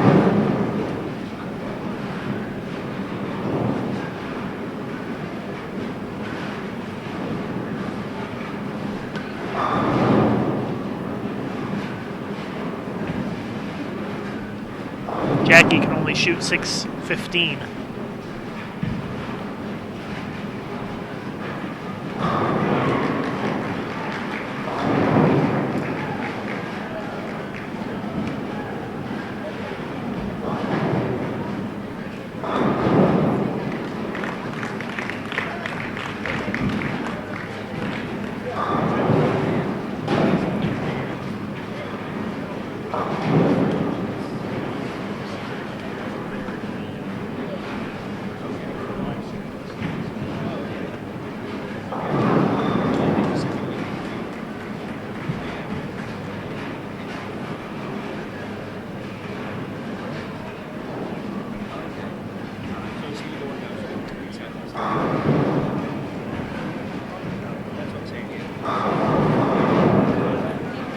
So that's the end of our featured matches, and we will wait for the start of the next round, round 3. And we've still got some teams with about 4 frames, some bowlers with about 4 frames to go, so they should be done in the next 10-15 minutes. And we are supposed to start in about 12 minutes, so should get started on schedule.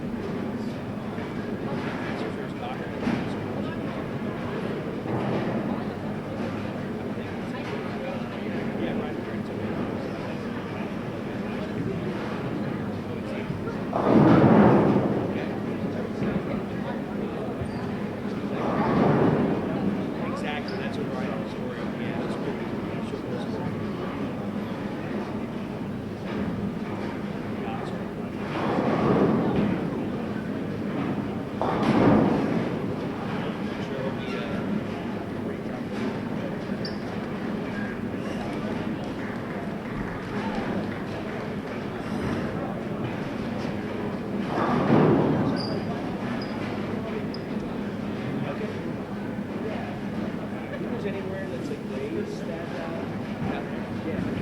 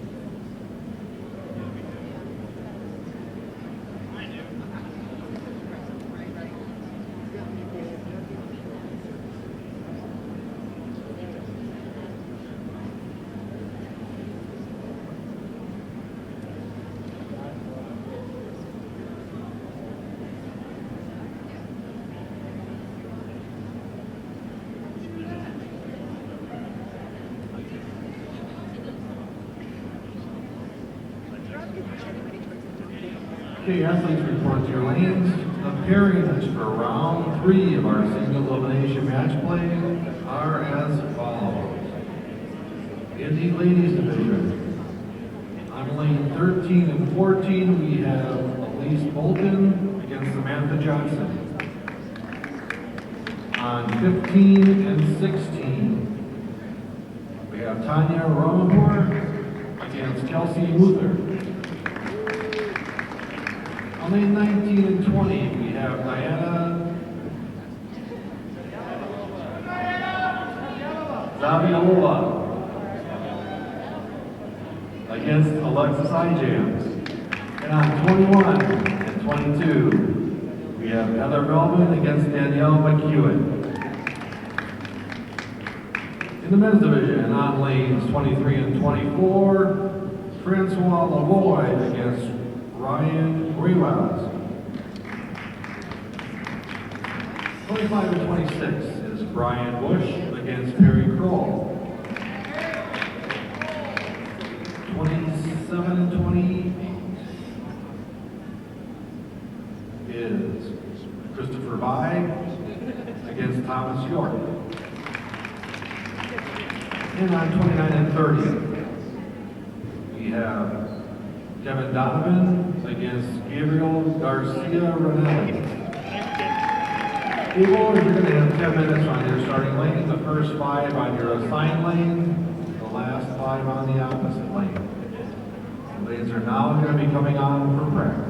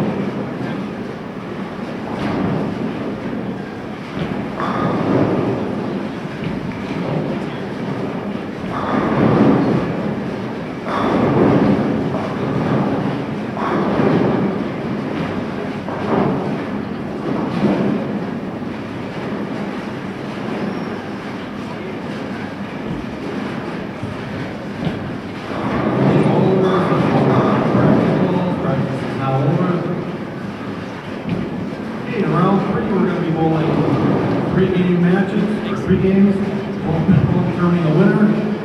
The winners of these matches will advance to the TV finals, which will be taped on Friday. If you are limited after this round and are planning on flying home tomorrow, please make sure you remember to contact the hotel shuttle to make arrangements. Okay, ladies and gentlemen, let's give the best winter athletes in the country a big send-off. Round number 3, the single elimination match for the Intercollegiate Singles Championships. Good luck.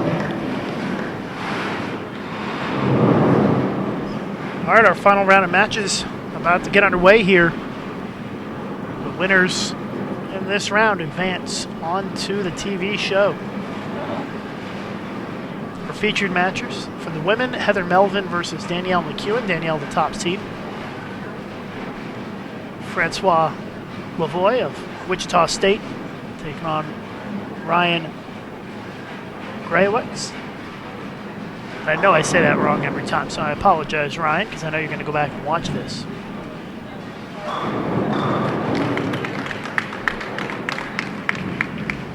Other matches going on the women's side. Elise Bolton versus Samantha Johnson. Tanya Ramanpur versus Kelsey Luther. Diana Zaviolova versus Ali Ijams. And on the men's side, Brian Bush versus Perry Crowell. Chris Vi versus Thomas York. Gabriel Garcia Ranelli versus Kevin Donovan. And again, all of the winners in this round advance to the TV show, which will be taped on Friday and air in May.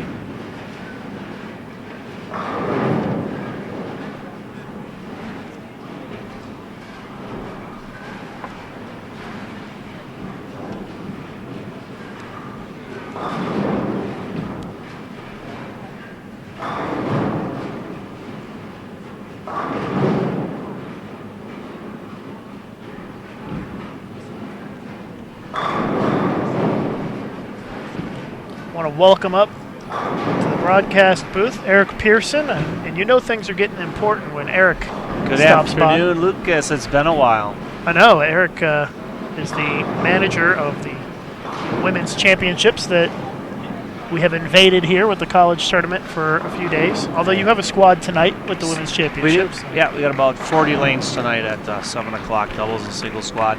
Majority of the bowlers are the friendship squad, we call it here, where the ladies from all over the country sign up to team up. They don't come as a 4-person team. So they kind of pair up with friends and just kind of come on their own, and we piece together the teams for them. So they got their doubles and singles events tonight. Well, the winners in this round here at the X-Welling Intercollegiate Singles Championships will be on the TV show on Friday. And Eric, I guess we'll get right to it. You're the lane pattern expert Sure, for USBC. sometimes, and yeah. Obviously, you're not involved in the patterns this year. Not at all. But the players not told what the patterns were in advance. Yep. All we know is that there's a different pattern for the men and the women. Yep. But seems like Nick Hoagland did a pretty good job with the patterns he put out there. Have been real playable, and the scores have been some good pretty scores. moderate, but there have been good scores. Yep. And seems like people are able to kind of attack them from different spots, and A little bit. A lot of the players that are having the most success are going fairly straight. Not a lot of people deep on the lane. You can't get too far left. The lanes are pretty tight. You see a lot of people kind of going up and at them on the lane. So I think one of the concerns was enough volume to get through these matches. It's just so easy to get a lane to change, with enough surface on the ball and manipulate it. So I think he wanted to make sure he had enough volume in the right spots to get it to hold up, which in turn on the fresh plate, pretty slick. A lot of Avalon pads out there today. So no idea what the volume is, no idea how long it is. The scores have been have been some good scores yes, in match play, yes. but it hasn't been high. So I wouldn't say it's been high scoring. It's been pretty moderate, and I think that's probably about what he was looking for, I would guess. Yeah, and I still think you see the guys that have gotten lined up and shot the better scores. There were a couple 700s from the men on the last. And the women, there was a 700 couple. on the women's side. But I think those are the people that really have made the good choices and gotten matched up with the right role to maximize their carry, which looks very good here. Now, it wouldn't shock me if there were some big scores in this round, because Sure. this is now the third round of matches on the pairs, and so I would guess that if people ahead of them have done a good job of breaking them down, then Sure. the scores could get pretty high in this round. Yeah, in fact, and I see a bunch of scores or strikes out there already. And no matter how you look at it, you have a high-quality field here, so they're going to be making good shots. There is probably a spot somewhere on the lane where there is some friction created through wear and tear. I think one of the other concerns Nick probably took into consideration is that because we are the women's championships here using our lane machines, we are using fire oil in the machines instead of ice oil like over at the Open. So I think he wanted to make sure that there was enough on the lane with the slightly more hooking fire oil. So, but yeah, by no means super duper tight or unplayable. Plenty of reaction out there. Definitely tricky though. You get the ball wide, it stays. You get it in a little bit, it goes high. So, if nothing else, surface to maybe get the ball to pick up a little bit earlier, but also I think to control the down lane. Also, so Diana's throwing a shinier ball at this point in time here. The match to the left of the. And Heather Melvin is off to a great start against Danielle McEwen with the front five. Danielle strikes spare double to She start. had a good series last set. She had 700. She had 730 something last set. And Francois got the front four. Ryan's got double spare strike. So far, some good scores to start things off here in our third round. Francois just threw his fifth consecutive strike. Yeah, I think I kind of walked up and down because I kind of figured maybe I'd get a chance to come up and sit with you here. So during the last set of matches, I just kind of walked behind each pair and stopped and watched a few balls.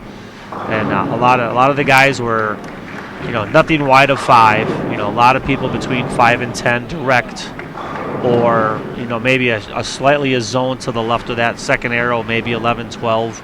But definitely not just throwing the ball to the right. If you're playing inside the second arrow, you're only leaking the ball out to maybe 9 or 10 at the break point. So I would probably believe on most of those pairs, there's a little bit of a worn spot between 5 and 10 on most of the pairs. And with that kind of angle coming into the pins, I think you're going to see quite a bit of striking this go around. There's probably just enough area there now for them to just kind of open up the lane slightly.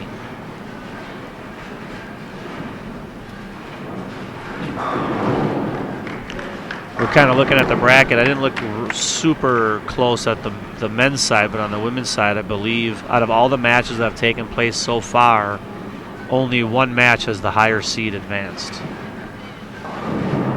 If I was looking at it properly, which is kind of unique. Now, granted, your first round you have the top 8 had buys, but.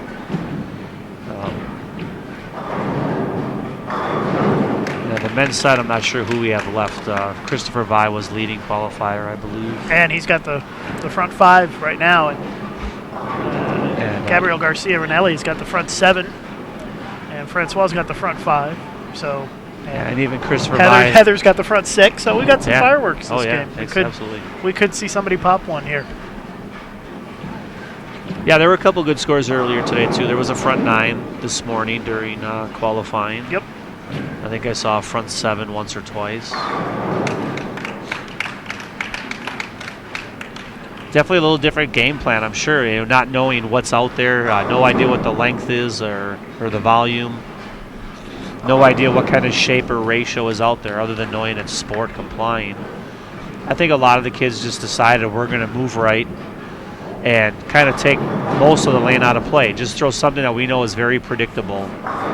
Find a way to get it to read up at the right time and take our chances, and let the lane develop, which is good because a lot of times you see college events, it's the other way around.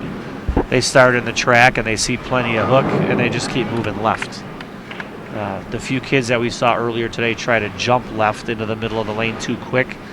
It's almost like the ball kind of hydroplaned through the mid lane, going sideways, and just never had a chance to pick up and make it around the corner and carry. So I think they all decided they were going to find a way to play straighter angles and kind of get the ball into a roll, stay behind it, and get that tumble roll. Was the better way to go to control the lane and stay out of trouble more than anything else.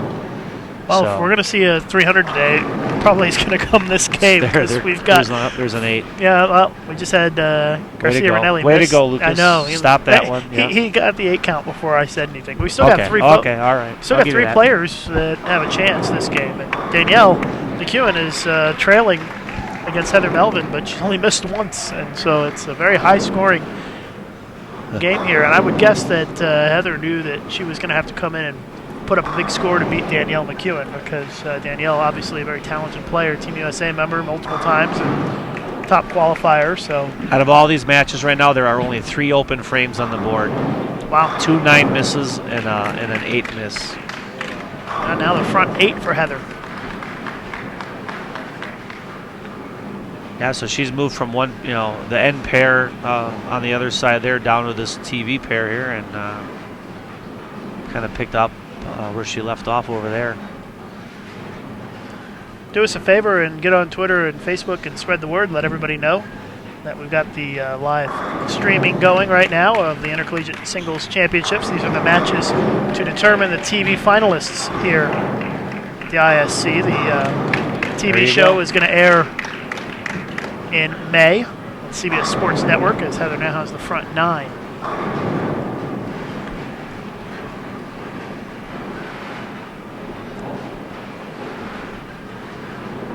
A pretty good crowd in here for the singles competition today. It'll get even more crowded when the teams get in here. It's on going to get packed. Wednesday. Yeah, we're really looking forward to it. We're really honored to be able to host this. This week we had a weekend of women's championships, a couple team events on Saturday, full day yesterday, and then a limited team event yesterday afternoon, because obviously too many teams would have called for us needing more than 1 doubles and singles today. So we limited ourselves to 30 teams yesterday so we could have a full house of doubles and singles tonight. Francois trips out the 4 for the front 8. And our women's match, we could have a 300 to 280 game. This is far from over, huh? Yeah, that's by far the highest scoring game I've seen with 2 players combined. At least on our featured pairs, that's for sure. And Danielle stepping up here in the 10th. Well, she is working on a big string of strikes here. Another good one. They're just in a groove in our women's match, and our men's match not much different. There's a lot of strikes. Ryan had it open in the 5th. Otherwise, it's been a pretty solid match over there as well. And here is Francois with the front 8. Now he's got the front 9. So both Wichita State bowlers on the featured pairs have I was going to say, right now you have the makings of 3 blowouts and 1 decent match in that second pair for the men already. I mean, you're going to have 3 bowlers with pretty decent leads if this continues. Let's see if Danielle can get another strike here, and she does. So Danielle McEwen can shoot 280 with 1 more strike and not have the lead.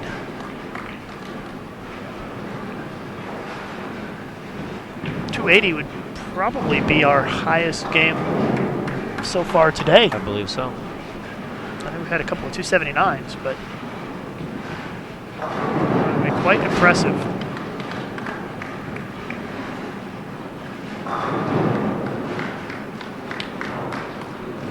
So here's Danielle's final shot. And she does strike out for 280. Big first game for Danielle McEwen, but she may not even hold the lead. She will not hold the lead if Heather strikes on her first shot in the 10th. Yeah, but if you're sitting in her position, you've got to be feeling good. Yeah, anything over 260, you got to feel like you got a long way to go here. 1 or 2 shots makes the difference here. And a 10-pin ends the string for Heather Melvin. And now Danielle wins the game. Danielle will have the lead after Crazy. the first game because Heather can only shoot 279. Only shoot 279. Oh.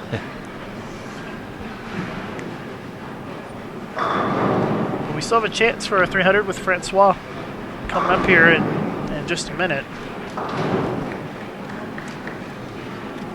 As our first game is starting to wrap up here.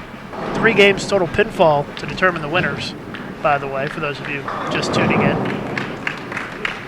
So Heather covers up the spare, and it's got to be disheartening to go front 9 and still not have the lead.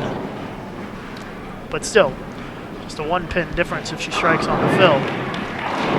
It's almost like that game didn't happen.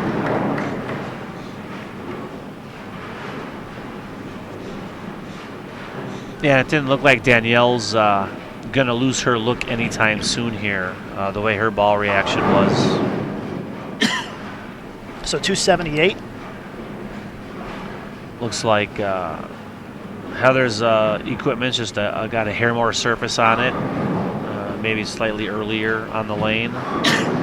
Danielle's already thrown something a bit shinier. Francois is up now with the front 9, far right side of your screen. Let's see if he can take it to the front 10. And he leaves a 10-pin as well.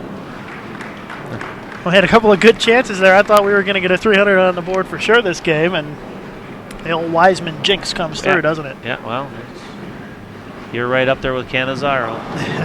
He just has to look at it, though. You have to talk about it. That's right.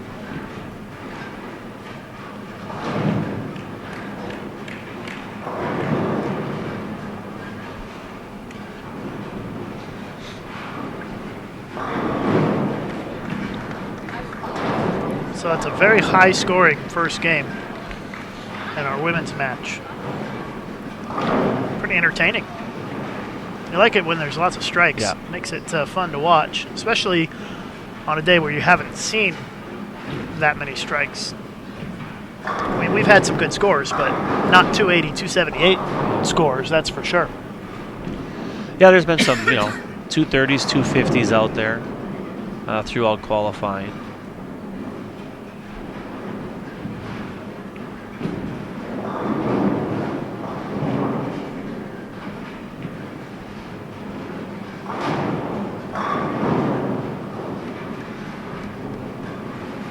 Francois shoots 279, leads Yeah. by 63. In your Ryan there, you have 1 open and a turkey and a double and 216, and you're down by 60. That is going to be a tough battle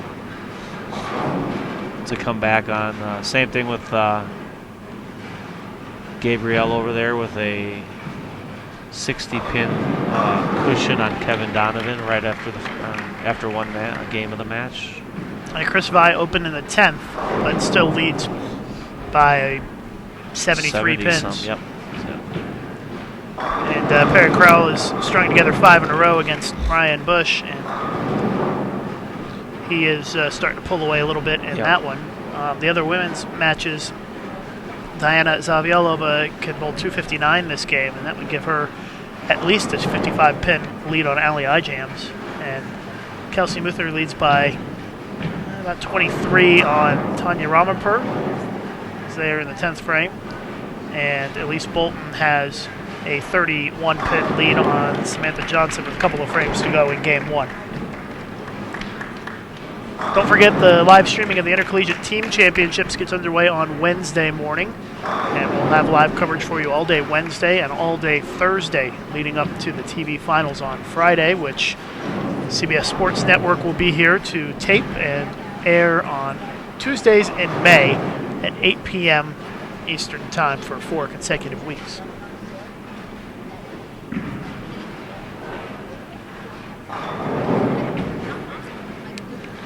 Well, after a quick start from Heather and Danielle here, Heather looks like she's gone high twice. A couple of spares.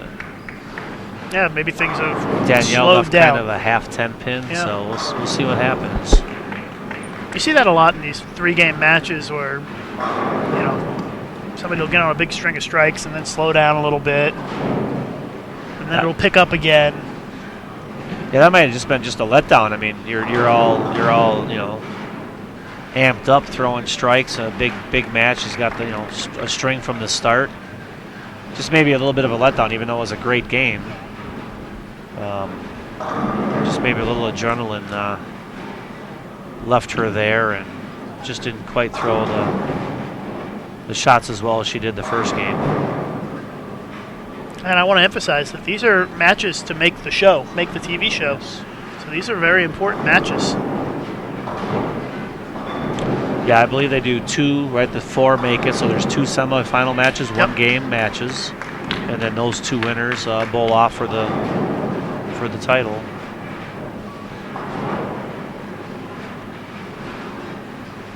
Yeah, the 4 winners in each division make it onto the show in the semifinals on Friday.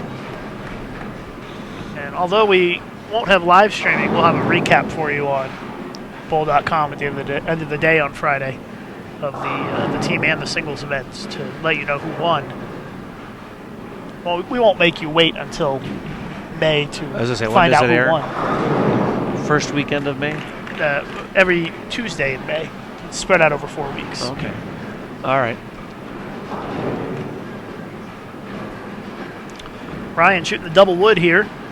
Covers it up. Still down by 63 pins. Perry Crowell opened in the 10th, or on the fill, I should say. Shot 250, and Brian Bush threw a double near the end of the game there to get to 223.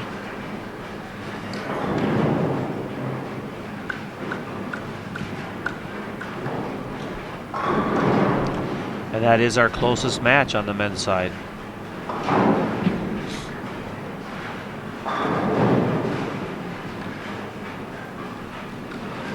Although the match between Garcia Ranelli and Kevin Donovan is tightening up a little bit.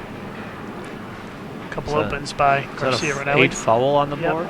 Had a foul. Well, had a couple of fouls. I saw Devin Bidwell slip and fall a couple of times. Yeah, that wasn't. That looked like he could have got hurt or could have pulled something on that shot. I saw that this morning. And then he did it again in his match on the live stream pair as well. Sometimes the approaches can be a little different in the convention center setting than in a regular bowling center. Plus, you guys keep things so clean in here that it makes a big difference. Well, 3 frames into game 2, and Danielle McEwen has more than doubled her lead. She's was up 2, now she's up 6. And the scoring pace has slowed down considerably in that match. In fact, in both matches on our featured pairs, things have slowed down a bit. Well, you get 10 minutes of practice before the match starts, and it gives you a chance to get a good look and good feel. And of course, they're going to transition over the course of the game. So. Yeah, I'm a little surprised here. As good as things looked the first game here, no doubles to start game 2 on 21-2. Kelsey Muther leads Tanya Ramanpur by 19 pins after the first game. Diana Zaviolova up 44 on Ally iJams after game 1. And Elise Bolt. She got a chance to have a pretty decent lead here if she can double in the 10th. Room for 213. 50 pins or so. Yep. Maybe not quite 50, but 40 something.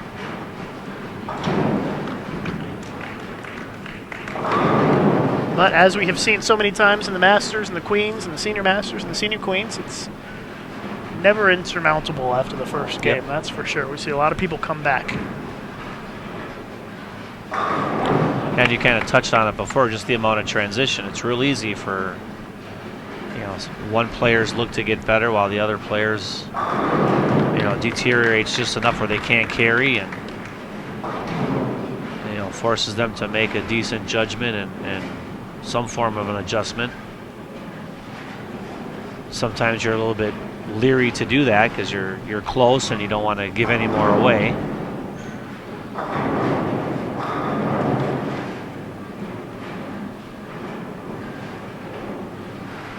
It almost looks like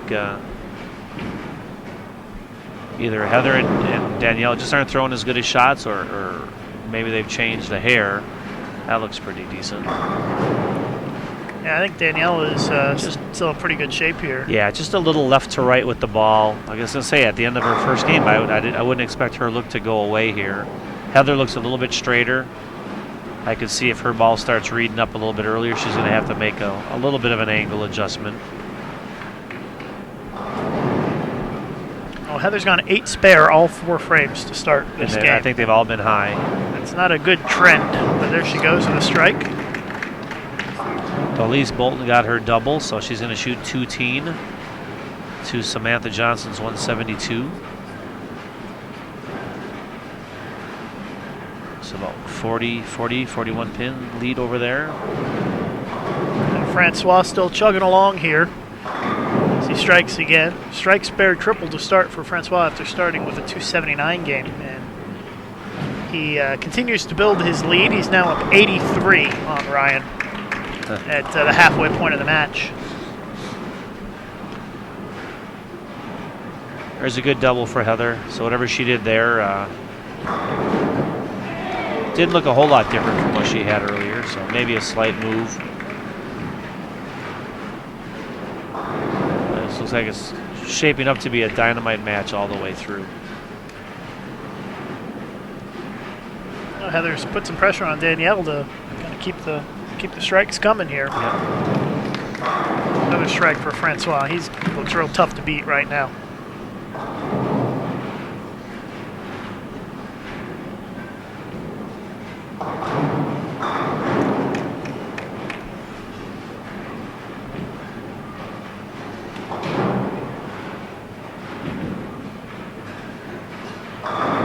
Danielle snaps the 10 out for 3 in a row. And she is up by 18. 4 frames to go in game 2.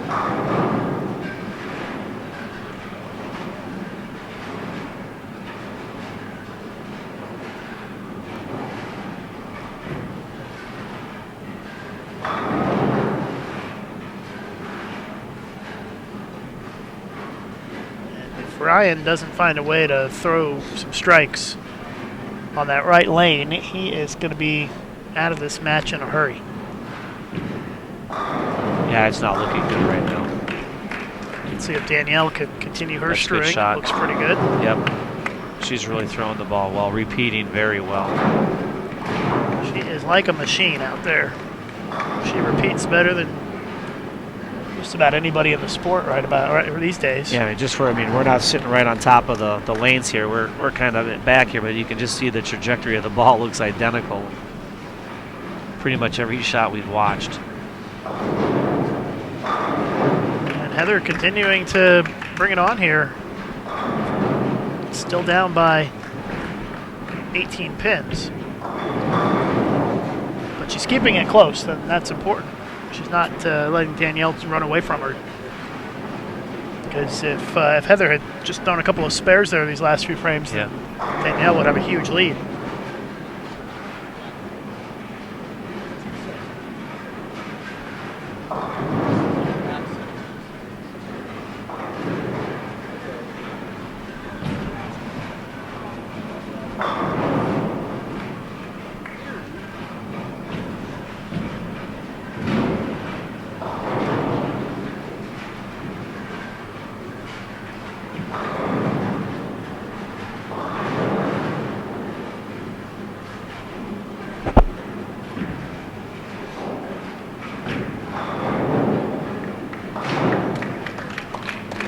Well, 10-pin spare for Heather, and chance for Danielle here to grab some extra pins here with another double.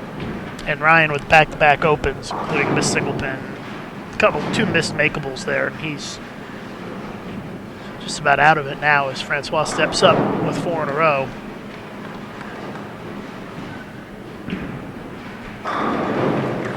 Francois just seems like he's completely dialed in right now.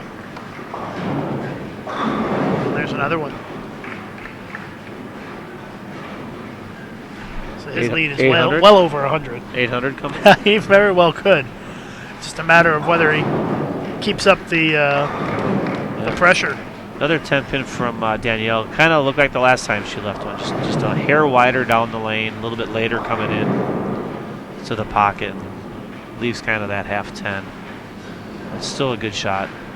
I mean, you've seen enough of these matches like I have, Eric, these 3-game matches where it's hard to bowl 800 unless you're in a close match, because usually if you're on pace to shoot 800, you're far enough ahead that it doesn't really matter at the end. And The score does, it's just a number at that point. And so it's sometimes people let up a little bit at the end. I don't know. I would hope in this atmosphere, and I have no idea what's the record score in singles. Yeah, I don't think we keep the records, but Francois, obviously, I would guess, hey, the more strikes you throw, the less shots you have to throw, and the sooner you get done. So, that's one motivation to keep striking. But, every time they pick up the ball, they're trying to strike. But it's a little different when there's no pressure to strike to win. And the bracket's already been set. It's not like the highest seed's going to bowl the lowest seed or whatever. It's it goes the two sides of the bracket get set based on qualifying. So.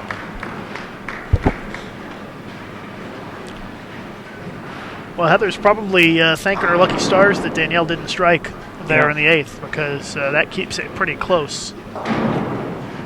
Another open for Ryan over there. That ball looked a little bit tighter. You can tell her she's kind of waving it off to get it to hold back, and it did. So strike in the 9th. Still room for 249 from Danielle, but only 233 with Heather striking out, and she does get the 1 in the 9th. I almost feel like Heather needs to put a couple of strikes on the board here in the 10th. Otherwise, Danielle will probably step up and punch it out. Yeah, I don't think she wants to give her 20, 30 pin lead here going into game 3. You never know. I mean, through 19 frames, Danielle has had 4 spares, and the rest have been strikes.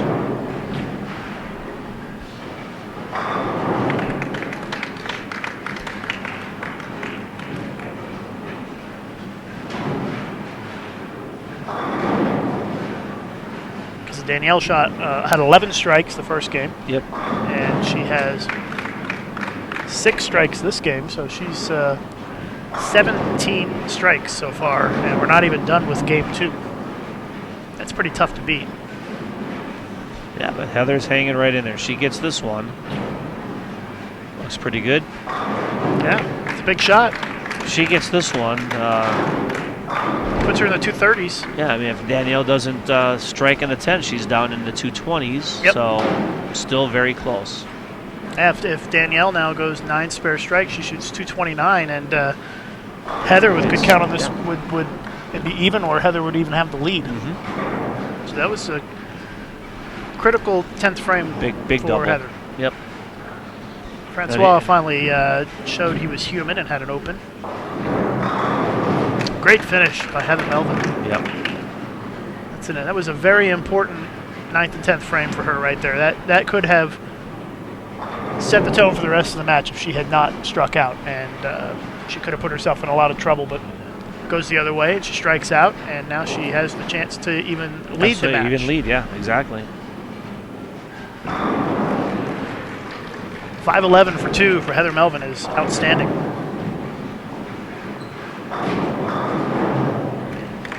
Danielle can strike out. On the flip side, if Danielle strikes out, she shoots 249 and would be up by 18 going into the last game. And I think that's still within, in reach. That's only 1 or 2 balls. Big shot. She still needs to. What she needs? She need another strike to maintain the lead here. Yeah, no, that guarantees her the lead. That puts her in the 230s. Oh, that puts her in the lead. Yeah. Now she's guaranteed to be in the lead because she goes 9 spare here. She's 238. Yep.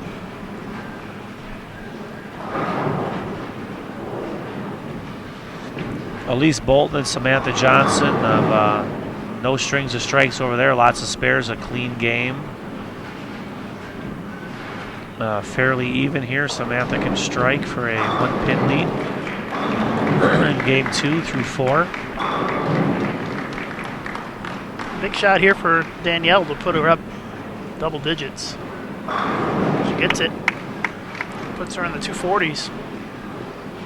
Yeah, when they started this game, it didn't look like it was going to be 230 to 240, It did not, no. And then now Danielle's going to have 5:29 for 2.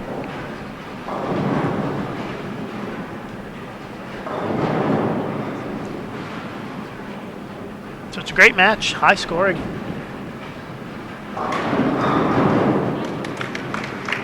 Francois shot 235, so he's at 5:14 for 2, and he's going to have a massive lead. Yeah, Gabriel Garcia, Ranelli over there. He's got a very big lead after 2 also. Danielle shoots 248. Puts her at 5:28.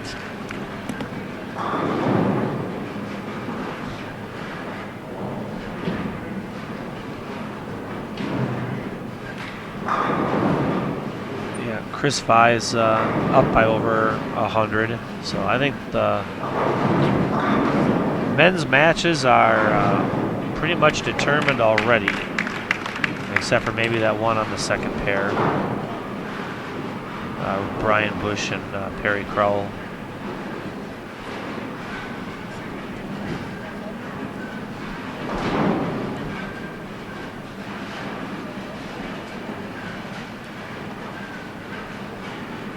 Looks like Francois is up 133 pins after 2 games.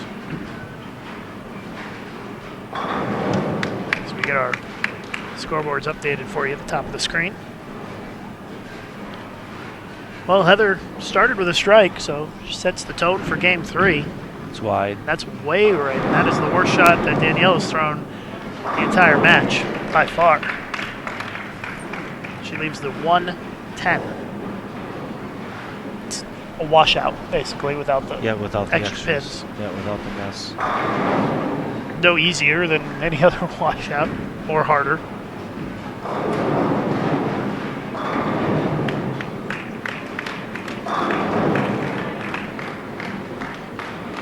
Yeah, most of our men's matches are blowouts at this point. Danielle with the open frame. It's her first open of the match. And so now, just got much closer. It's a 6-pin lead for Danielle with 9 frames to go.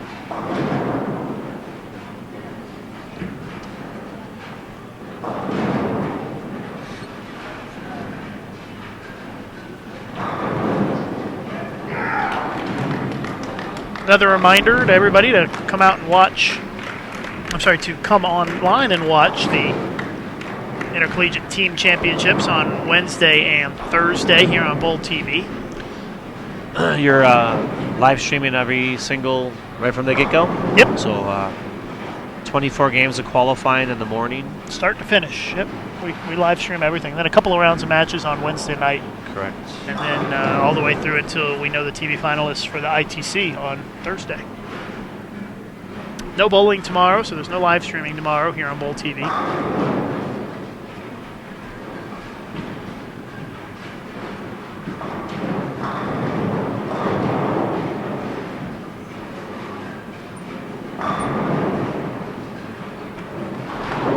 And our thanks to the folks at X Bowling for their sponsorship of the Intercollegiate Singles and Team Championships. You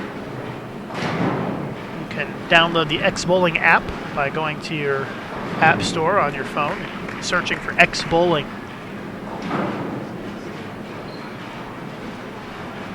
Well, could be a big turn of events here. Heather Yeah. with a chance to throw Heather a can double. take the lead if she strikes here.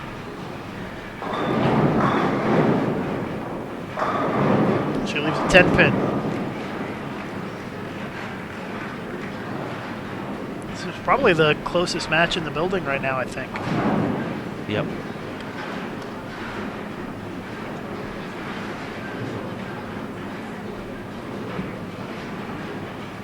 Gabriel Garcia Ranelli is the front 6. He's leading by 125 pins over Kevin Donovan. So it's just a matter of whether he's going to shoot 300 or not in that match. Yep. And Chris Vi leads by a massive margin on Thomas York. It's about 140 pins.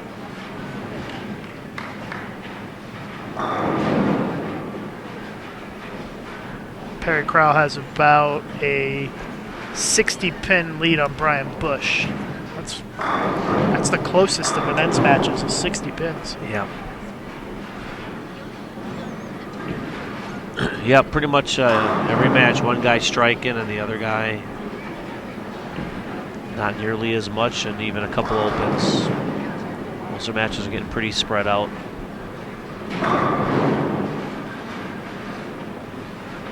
Not a lot of striking going over there in the Elise Bolton and Samantha Johnson match. They're looking tough there right now. And it's getting a little bit closer. Samantha's made up 20 pins this game, so she's down by 20 against Elise. And Tanya Ramanpur trails by 7 against Kelsey Muther going into game 3, so that's another close one. 2 solid games there, 236, 224. Yeah, Wichita State wins either way in that match because both of them are full at Wichita. So I guess you could look at it that way. Wichita's guaranteed a spot on the show. And Diana Zaviolova leads Ali Ijams by 37 pins going into the 9th frame of game 2.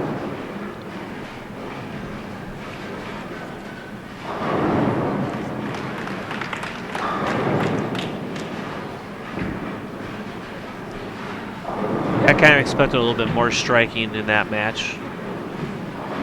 Well, Diana shot 247 the first game, but looks like there's slowed down a bit. A few balls that have she's gotten them to the right a little bit, and they go high. And she gets it wider than that, it stays to the right. And then the balls that looks like she tries to keep a little bit tighter in the oil pattern, in the fresher part of the pattern, just don't face up very well. Big break for Danielle McEwen. She just broke up the 7-10 split. Did the 10 go down? Okay. Yep. Just barely went down at the last second just to leave the 7. That would have been a big swing if she'd left the 7-10 split there. She leads by just 7 pins.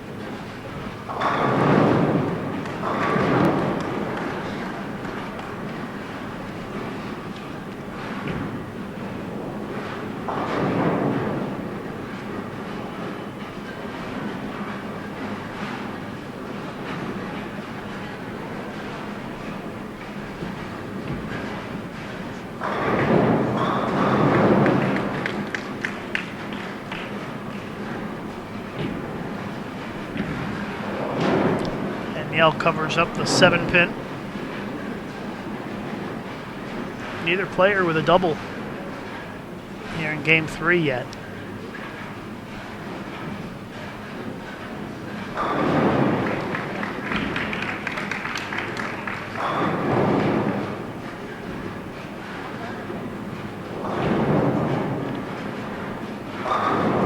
Perry Crowell leads Brian Bush by 36 pins with 9 frames to go in the closest match on the men's side. We do know that Gabriel Garcia Ranelli is going to make it on the TV show.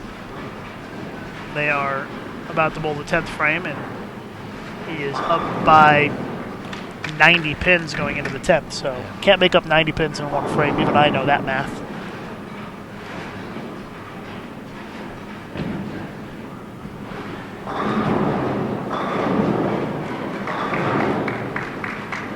I think that looks pretty solid for Chris Vi to make it on the show. He's up about 130 pins. Yep.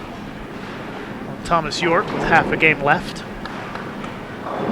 And Francois Lavoie, Wichita State, is almost certainly going to make the show. No issue in our there. Featured match. Heather trying to clean up this mess, and Tough it's an spare. open frame. Comes at a bad time. 5th frame of the last game. Open with no double. Same thing for Danielle right now. So pretty much, if she spares here, it's even game here. And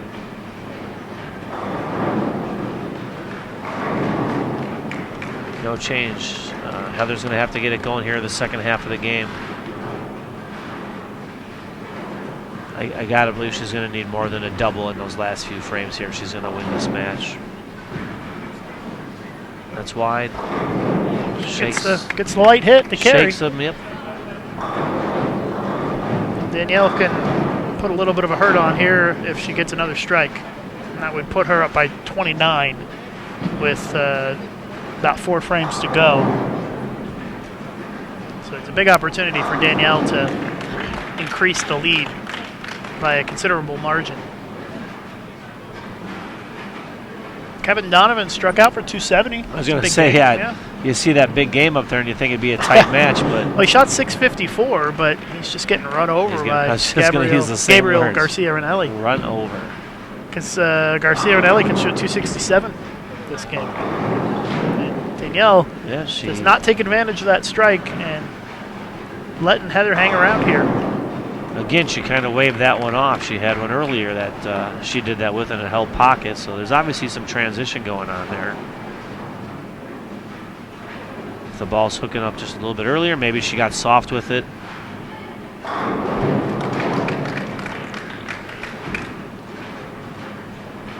For some of the lanes we're watching here, they almost look like they're developing a little bit wet dry for the women. They get it in the track and it goes early, but they feel it looks like they're tentative when they get the ball deeper on the lane, like it's not going to face up the pocket to carry. So they know they need to throw it a little bit to the right, but yet too steep and it's gonna go too far right. And if they get it to the track early or a little bit slow, it's got a chance at going high. So it's a big shot here for Heather. This is the 6th frame. If she throws a couple of strikes here, she could have cut it down to single digits, but goes high and leaves the 3-6. You just get the feeling, based on her body language, that she's in some trouble. Yeah, I don't know if she just pointed that one a little too much or what there, but halfway down the lane, you could tell she had kind of given up on it. Zavialova and iJams just finished up game 2, and Diana leads by 19 pins going into the final game. Allie had 223 that game. Diana 198, so Allie made up 25 pins. Yeah, Diana really hasn't looked comfortable the whole game there. First game, solid 240, good ball reaction. That game there, a couple balls got to the track and went high. Heather bounces back with a solid shot. She pretty much at this point is going to need to put some more strikes on the board. I mean, if Danielle strikes a couple of times here in the 7th and the 8th, and Heather's in big trouble. I say Heather's going to need at least a double here in the 7th, 8th, and another one in the 10th, or a 3-bagger, and hope that Danielle does not throw a double. Yeah, they're both bowling great series, but it all comes down to just trying to match what your opponent is doing. It doesn't really matter what the total is. Have to see if Danielle steps up here and puts a couple strikes on the board. She's leading by 19, and if she goes strike here in the 7th and 8th, she'd be up 29. Yeah, it's going to be tough for Heather to. Yeah, Heather needs. I don't say she needs any help here. She doesn't need Danielle to open. She needs Danielle to throw a couple of marks here. Couple throws, couple spare strike. Well, 7 pin. Same kind of hit. It's just the ball's not snapping as much on the back and doesn't have as much energy left at the end. Just looks a little bit flatter. And it's got to be hard to make a ball change at this point in the match. Exactly. You've only got 3 frames to go, and you're leading. It's got to be tough. It almost looks like maybe she's trying to roll the ball a little bit more. It's got a little more of a forward roll motion to it. Yeah, a great match nonetheless. So tough to make adjustments at that point where you just don't want to give away too much. Exactly. You know, it's.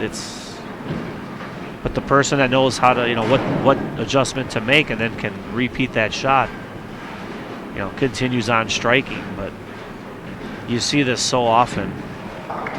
It just happens here. They've bowled practically identical games, and here they are in the 3rd game. Same thing. Each has an open, and neither one has a double. Yep. 107 and 108 in the 6th. And Danielle leads the match by 18. But Heather working on that strike for the 7th, so she can put another strike on the board. No matter what Danielle does here, it'll be down to single digits. And actually, Heather could go strike to take the lead if she struck on the 8th and the 9th. Yeah, I mean, if Danielle doesn't throw a double, she's in the 180s. And so Heather has plenty of room. Well, there's a strike So in the 8th for Danielle McEwen. right now, the fact that Danielle put up that strike, I say Heather has to get up and strike here. A strike here by Heather would cut the deficit down to single digits.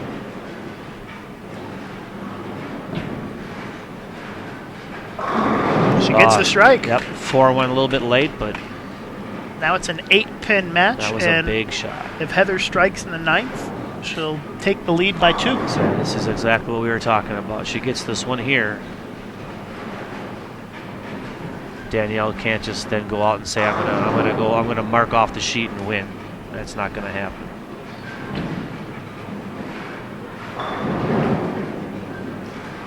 This is the most important shot of the match thus far for Heather Melvin here in the 9th. A chance to take the lead with just about a frame and a half to lay go. off. Oh, and she gets the 4-5-7 Stayed light. Wow. collapse, and I call that the CDB tickler. I- Carolyn Doran Ballard. That's a Carolyn Doran Ballard special right there. To me, I thought the way it was rolling up, it was going to go a little higher than that, but it stayed light.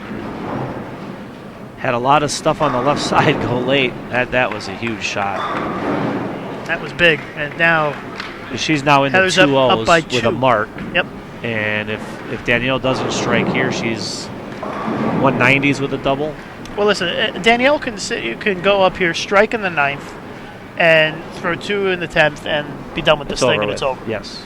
So this is a big shot for Danielle. If Danielle doesn't strike here, then Heather's going to have a chance in the 10th frame to win the match. That's pretty good. And she comes up light and carries the strike. She left the light 7 there last time. That time she got it out of there. That was a huge hit for Danielle, and now she takes the lead by 8.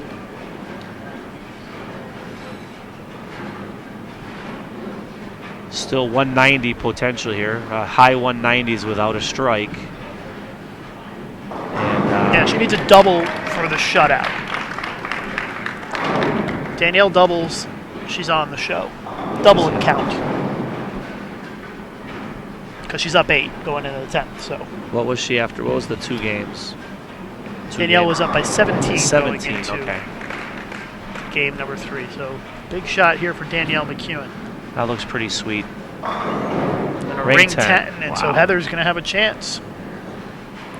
And I think Heather's just going to need the first hit in the 10th. Puts her in at 197 total. So Heather would need what, 215 to win?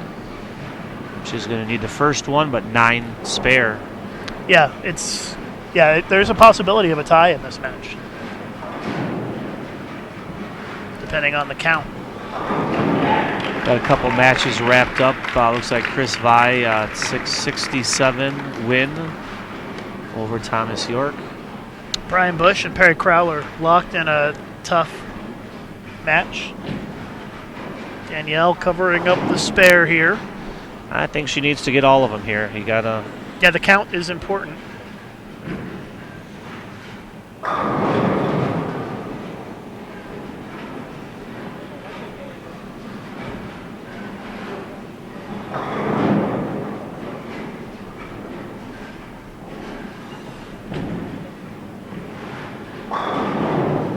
Danielle strikes on this shot. She shoots 725.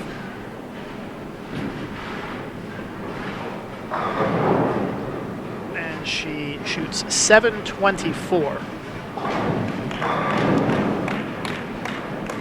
And that means that Heather Melvin needs 214 to pass her. And if Heather goes strike 9 spare, she shoots 216. So she must strike on this shot or Danielle McEwen makes the show. That's a good ball. Wow, high flush strike 4 in a row. And Heather Melvin is in prime position here, but still needs decent count here. If she were to go 7 spare, that would be 214, and she would win by 1.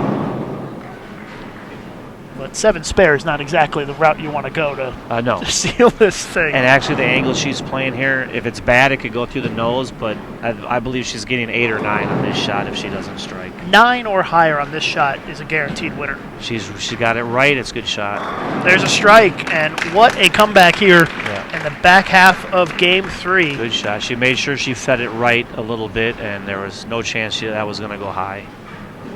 That was a great shot. What a finish by Heather Melvin. And 724. let me tell you how big of an upset this is. Heather Melvin was last in qualifying this morning. Dead last, 16th. And she comes back and wins 3 matches in a row and beats the top seed. Kind of goes what we were talking about, that seemed like the higher seeds were not winning earlier. And that's kind of what I expected on the second ball there. If she was going to get it a tug, that's what it would do. 736 to 724. Lucas, we called that one. We told her she needed 3 or 4 here at the end of the game. She got it done. Tough loss for Danielle. She bowled great.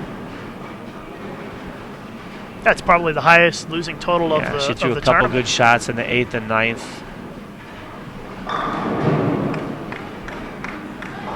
Yeah, this is where you look around. You see this at the Queens and the Masters a lot. You look around at the rest of the matches, and you're looking at my score. Pretty much would have won every other match in the house.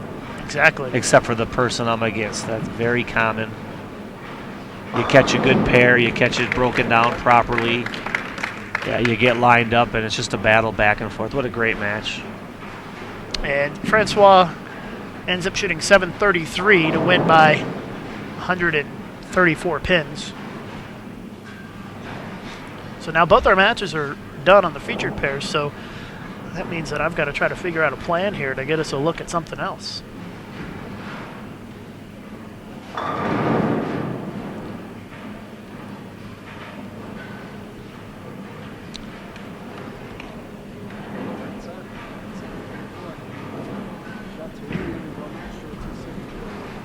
Eric, maybe you want to recap the other matches and let us know what's going on. Maybe that men's match that's still happening. While I get things set here so we can get a look at something else. Yeah, we got Perry Crowell here. Got the first one in the 10th. He still has room for 257 this game, whereas Brian Bush on the left-hand lane is going at 280.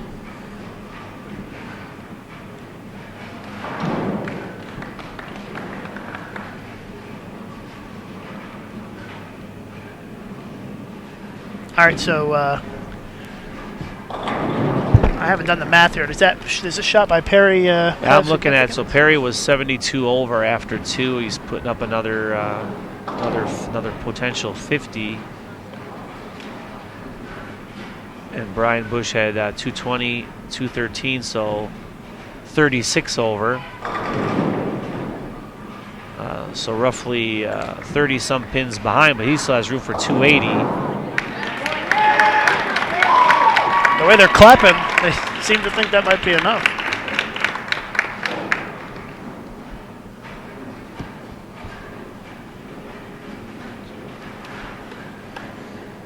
Perry Crowell's going to shoot 719. Yep, and that's Brian's enough. only got room for 16. Yep. So 8 pins was enough on that shot to walk up the win by a pin. Yep.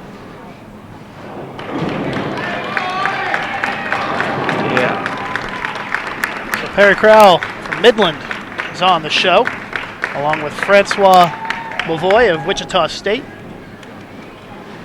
Chris Vai of Notre Dame, Ohio, and Gabriel Garcia Ranelli of Weber International. So the only match that's really close to us here is Diana and Allie.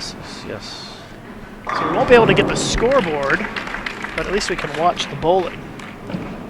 Yeah, neither bowler has a real dynamite look right now. Getting to the pocket and striking. They look a little bit touchy.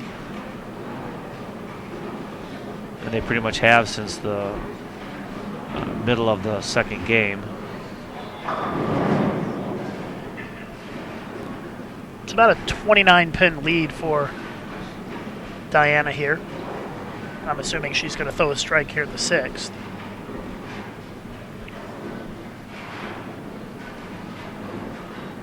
We know that Heather Melvin has advanced on the women's side, Wichita State. Looks like Tanya Ramenper is going to advance against Kelsey Luther.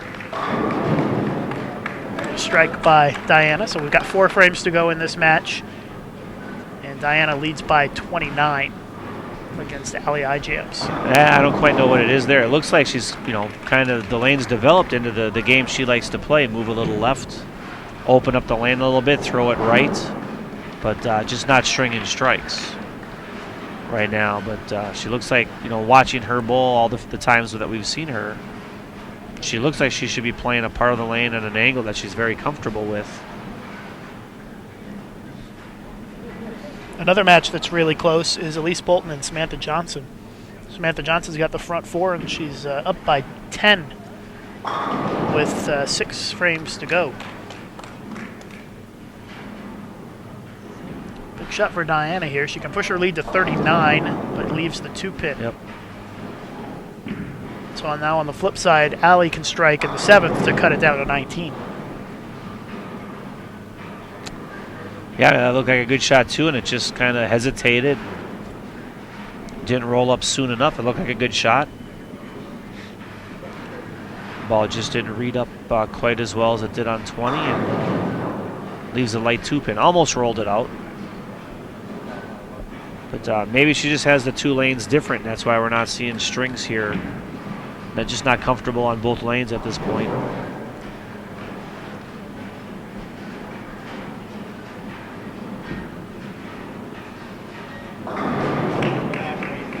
So 2 of our... Oh, and wow, Diana misses the single pin to the left, and that makes things much closer.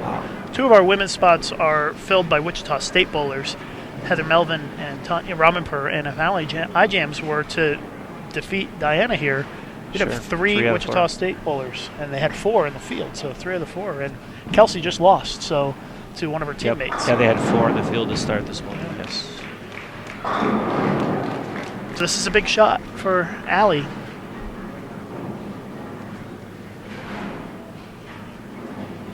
Trying to take advantage of the open frame by Zavialova. It's going high. Oh, is she going to get the break? That was a very fortunate 9 She count. rolled that ball well. I think the same thing for Diana on lane 20. There's they feel like they have to get the ball to the right to get it to hook, and yet on lane 20 there's a spot where it wants to read up early. They just look a little tentative out there. It's, I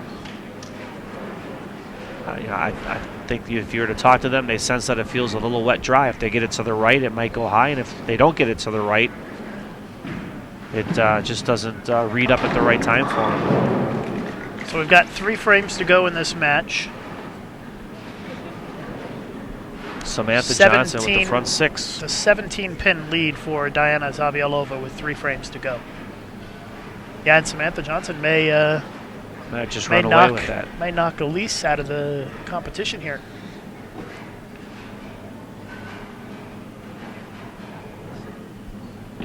That's the only other match going on. And Elise just missed the head pin to the right. Left a washout. And a 6 count bucket on a spare. Last frame she goes high, and now she gets on the same as Diana. They keep it a hair tighter. The ball just doesn't face up on that lane. They look a little tricky for him on 19 and 20 right now. And they were both, basically between 25 and 40 over after the first 2 games. And Ali makes the spare. Trying to keep the hopes alive for 3 shockers on the show, on the women's side. So basically even for the match. It's only 2 pins on the game here. But the match overall, Diana was up by, looks like 30-something. Well, if Diana marks She, here, she has 45 over after 2, and Alexis. if was- Diana marks here, she's up 21. Okay, yeah. Keep it easy. Yep.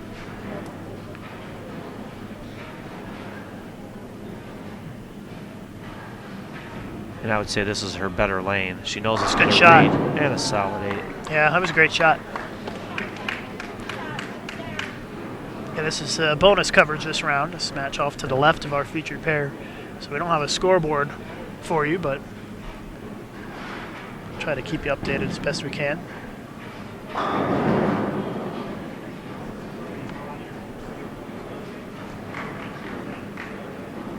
But with the spare, Diana will be up 21 pins with 2 frames to go.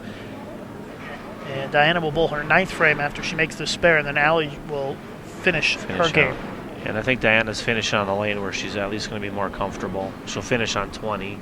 Looks like Samantha Johnson left a split on the front 6. Yes. And it was an open frame, but she still has the lead on Elise Bolton.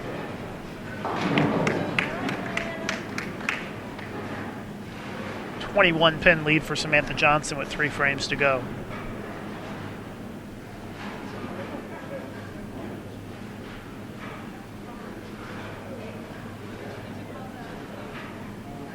So this match could still go either way. Both matches actually are at 21 pins right now.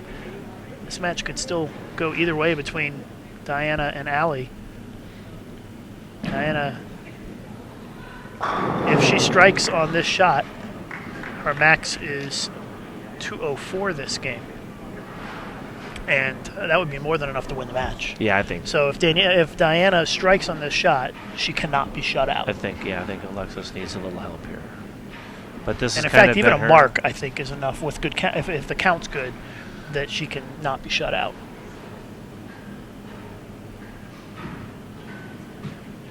It's a good shot. Doesn't get the carry, leaves the 7 pin. She's putting it in the Good pocket. ball. Yep. Again, it just doesn't quite roll up high enough, but not high enough for a flush strike, but definitely a good shot. And nothing seems to roll into the 7 pin. Yeah, her last shot on that lane was a 2 pin, so she probably did something slightly different. It rolled up a little bit better, but I think she'll get this out of the way here, and she should be pretty safe on lane 20. Elise Bolton with a turkey. Not the prettiest 3-bagger, but Well, here's the situation in this match. The best that Allie iJams can shoot for her 3-game series if she strikes out 9th and 10th is 628. And Diana Zabielova still has room for 638 if she strikes out in the 10th. So Allie can make Diana do some serious work sure. in the 10th frame. And in fact, the possibility of a tie is high if Allie strikes out. Because if Allie strikes out and Diana goes strike spare, we have a tie. So this is a critical shot. She gets the strike.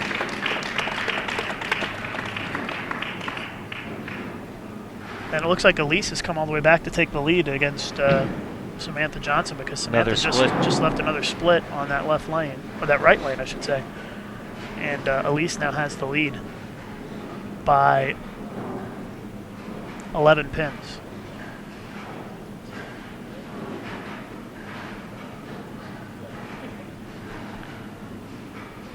I would say that Allie iJams must strike out here.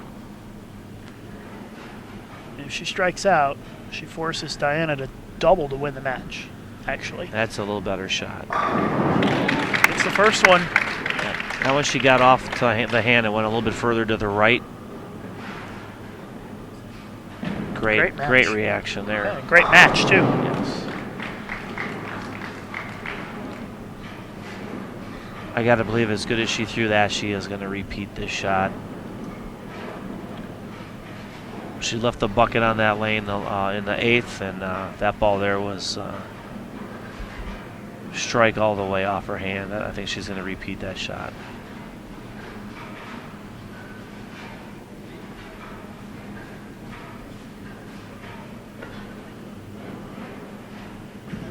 It's a little tighter. Gets the big strike. What a clutch performance in the 9th and the 10th here. We saw Heather Melvin do the same thing at the end of her game against Danielle McEwen, and now Allie Ijams has stepped up and put some big strikes on the board to close out this match. And this is actually a really big shot here. If she strikes, she shoots 628. And with the count and everything, that would force Diana to not only throw the first one, but throw the second one as well. She would need a double in one pin to win by one, I believe. She'd need the second one. Yeah, because she doesn't get the, If she doesn't strike here, then Diana can fill 20 with a strike on the first shot to win by a pin.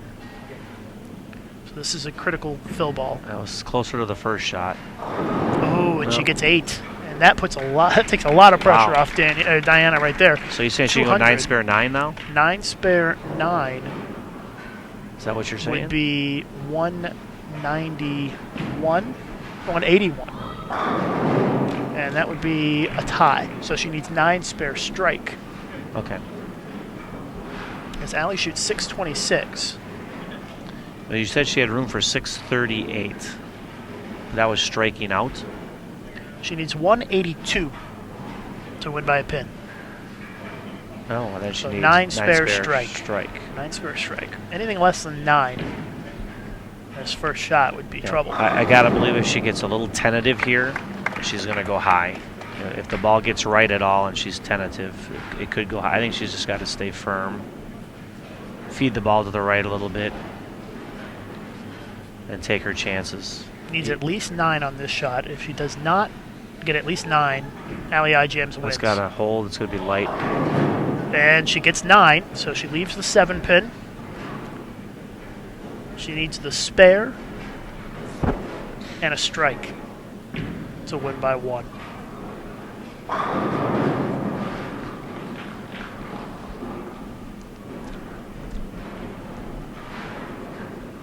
Elise Bolton has struck out to defeat Samantha Johnson, so Elise Bolton has made the show. Diana must make this spare and strike on the fill. Got a lot of pressure because everybody else is pretty much done, and they are done. Elise just threw the last shot. She went 603 to 583, but everybody in the building is watching Diana shoot the 7 pin right now.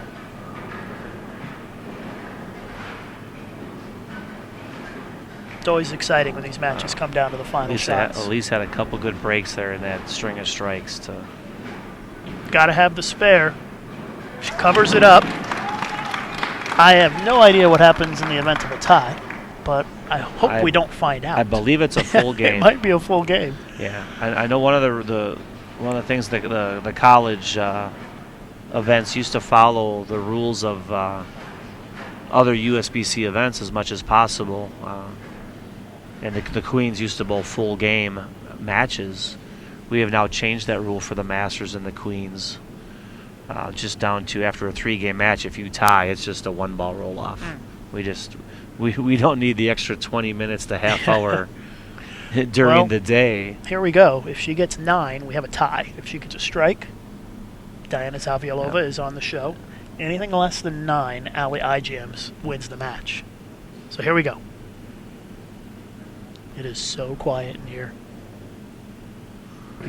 A strike to make the show. And there it is! Diana Zavialova with a strike on the fill to win the match 627 to 626. Heck of a match. Great Probably shots. one of the best matches we've seen all day. And Diana is on the show along with Heather Melvin, Tanya Ramanpur, and Elise Bolton.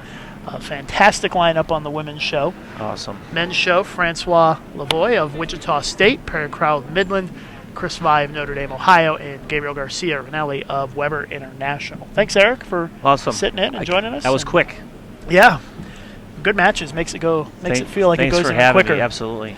So that's going to do it for tonight. We are back on the air tomorrow, or it's not tomorrow, on Wednesday and Thursday with the Intercollegiate Team Championships. Tomorrow is a day off. Day off, yep. Here at the team championship, team and singles championships. But We'll be checking them all in tomorrow. All the teams that's should right. be arriving. All the teams arrive tomorrow. Ball check, get everybody right. settled in, and the banquets tomorrow night. They have a wonderful get together with all the teams and hand out some awards. I believe they do the Tomorrow Player night of the we'll be Year, announcing the Player of the Year. all that kind of stuff. So thanks everybody for tuning in, and we'll be back with you again on Wednesday, live coverage of the ITCs. So thanks again, Eric, All right. for sitting in, and we'll see Thanks, everybody Lucas. back here on Wednesday.